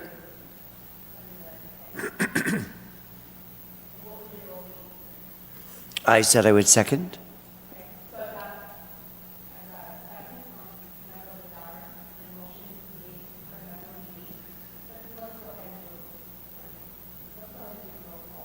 Okay, I'm just sitting here and my screen is gone, so. All right. So we'll do roll call. Member McPhail? Aye.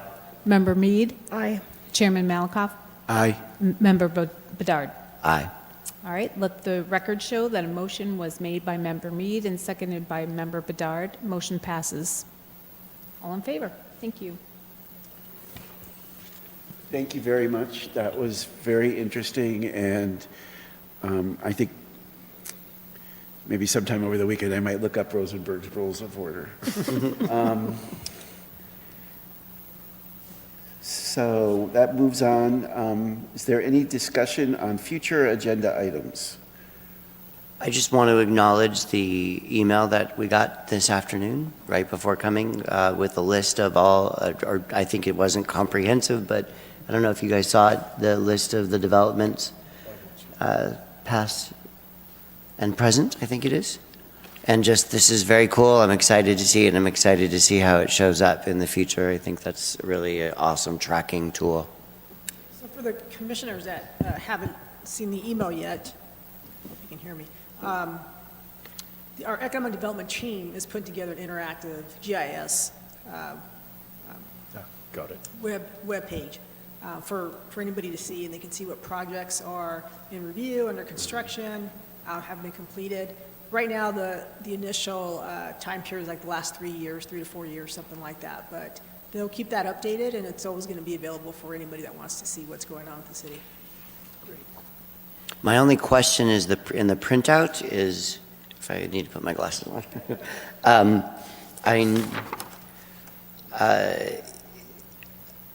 If it was active or inactive, I didn't have a lot of time to spend looking at this, but like if there was a column that said complete, like maybe still pending, active, partially through, like I don't know your classifications for it, but if there was a way to understand whether it's completely out of the system or a third through the system or, wherever it is.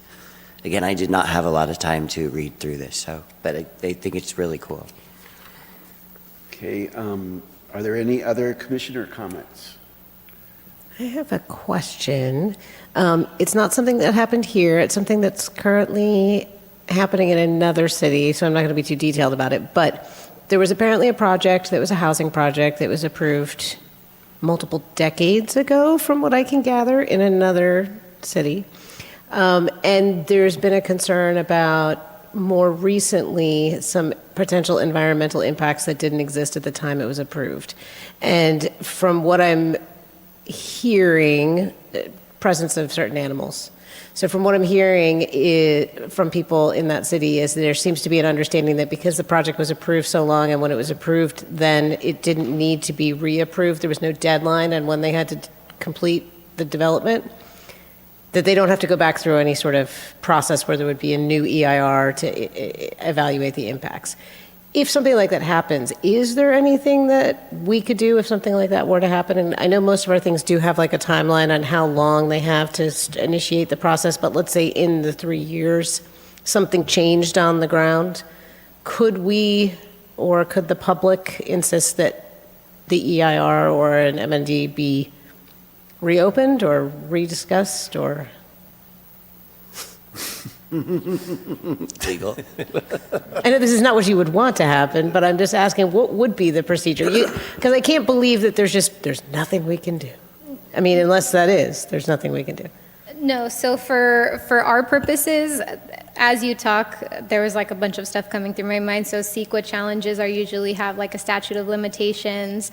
There's also like vesting rights that could have already occurred for the project, making it, harder to take away the entitlements that are already there. Okay. So there's a lot of moving parts. We would probably need more, I'm not trying to get the example that you have in mind, but it would, as Eric said, it depends. It depends. It would have to be a really compelling reason, or is it really, it's very unlikely that something would be reopened? It's very unlikely. Yeah, and let me put it this way. Our office always says, like, we can never stop anyone from suing us, right? We can never stop that happening, but usually in something like that, it would probably be really easily dismissed. Okay, So I was just curious. Yeah. I have one last thing. I think this is appropriate, so if it's not, you'll let me know. I wonder if it's possible to to initiate a conversation between some of those organizations that I had suggested as far as economic development, just as a conversation, not as a commitment, not for anything, but just to explore maybe getting like organizations like the Hispanic Chamber of Commerce and Desert Compost and Prima Permaculture and Susan's Edible, different things, stuff like that are either present or near us, and how those organizations might like to see contributions as far as economic development, like what they would like to see. Is it possible to propose a roundtable discussion with those type of maybe non-traditional businesses? Yes, and I think that is certainly part of the scoping that we can do for economic development to understand our priorities and work plan for the upcoming year. So I know we already have connections, contacts with the Hispanic Chamber and the other organizations you mentioned. They're good contacts, good places for us to do some outreach, so we can follow up on that. Because I know we're connected, but it would be interesting to get everybody in the same room. Yes, and I think we've overstated the impact of the zoning code update, but they are stakeholders too. Yeah. So I think that's part of the outreach. And I group. finally don't mean necessary zoning. Zoning may come out of it, but as specifically for economic development, like it would be really interesting to see where these sort of non-traditional businesses, often non-recognized businesses, could have a voice or have some We sort can of do some impact. outreach. Yes. I have a quick 2 administrative agenda requests, please. And I think Commissioner Mead may have mentioned this a little bit tangentially in the last meeting. We get reports, and you always do presentations, and the presentations are not part of the agenda that we get to see a couple of days, on the Friday before the Wednesday. And sometimes the agendas are summaries of the reports, but sometimes the presentations are different and they contain other information. And tonight was just purely information, but the staff report was, you will receive a presentation. But we didn't have the presentation to digest and maybe ask questions about. So I was just wondering if there's any, I know time is tight, but when you're preparing the agendas, if there's any way to attach even a draft of the presentation you're going to make to us, we have a sense of what is coming before us. That would be nice. Just a request.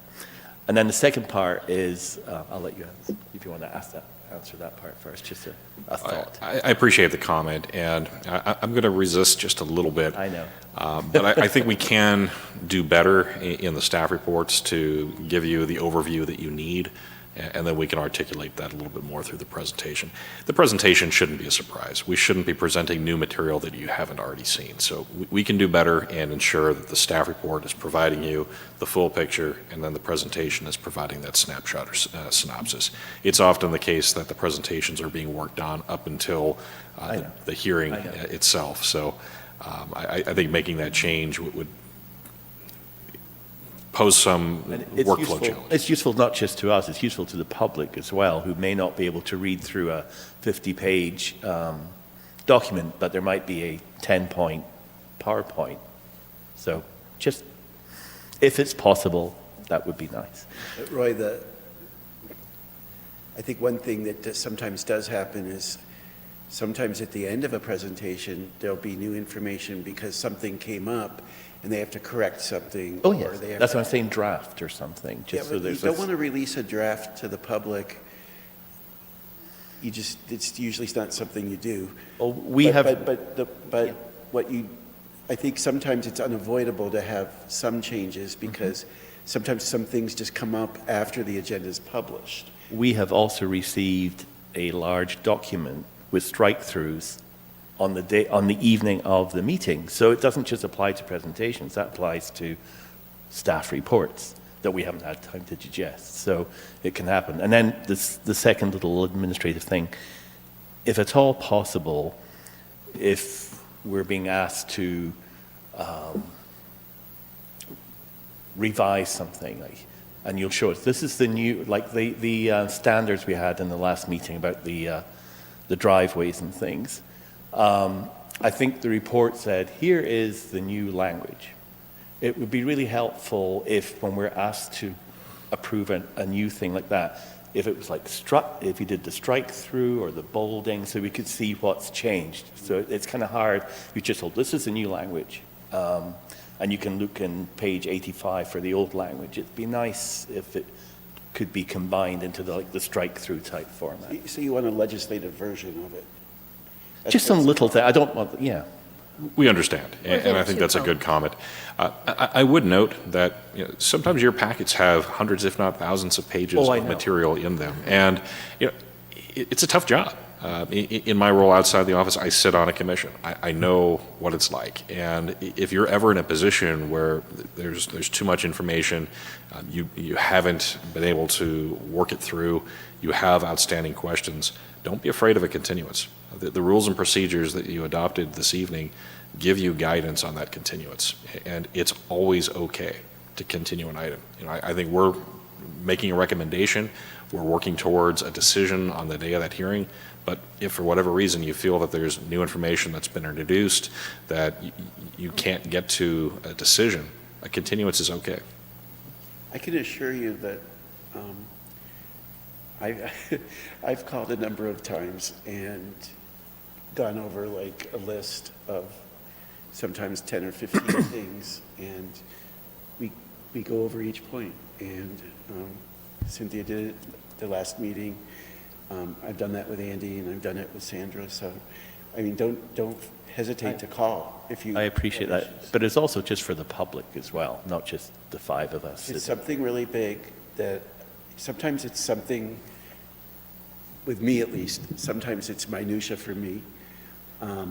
But if it's something that I think the public needs to know, then I do say, oh, we discussed this and they answered this question and this is the answer to that. No, but I think to his point, having a before and after of the text so that Yeah. the public can easily see that without having to wade through. We can do that. That's That's a easy. legislative Yeah. version. That's very. We can find it in the 85-page packet, but they're probably not going to. And you can turn on the strike-through thing. Yeah, the strike-through is, I thought they did it, but I guess they didn't. Not always. Anyway, that's it. Okay, city attorney report. You already gave one. I have nothing further tonight, thank you. Okay, and any staff comments?